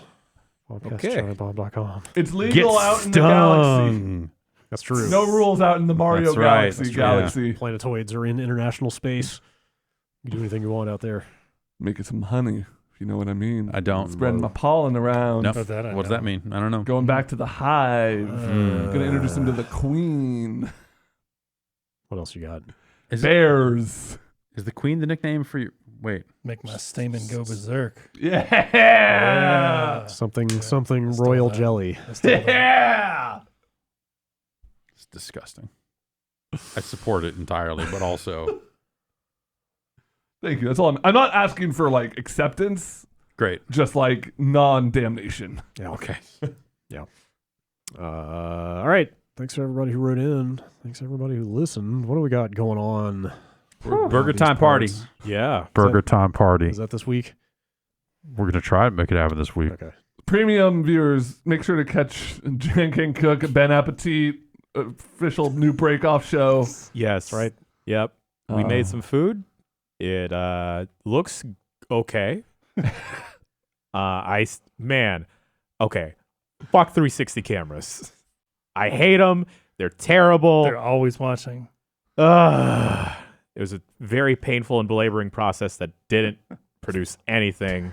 I'm sticking with regular cameras from now on. Wait, is that ours or did you borrow that? Oh, it's We ours. have Oh one. no. Huh. Garbage.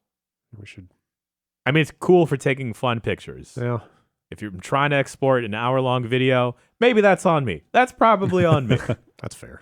We should come up for use with that thing. We've been trying That's to fun. for 2 years. Oh wow. Yeah. It's been here that long. Yeah. Seems like such a good idea. I'm glad I didn't put it for Game of the Year. Quick looks at most of that stuff that we talked about up. We'll have Concrete Genie and Trine up shortly. Some other stuff going on. Some other games people are checking out. Mm-hmm. Streams taking place. Whoa. It's October. Boom. Happy October, everyone. Happy Croctober, everyone. Yeah. Wow. Wear Crocs all month. Oh, dude, I'll do it. Yeah. Happy Those things are Trucktober. comfy.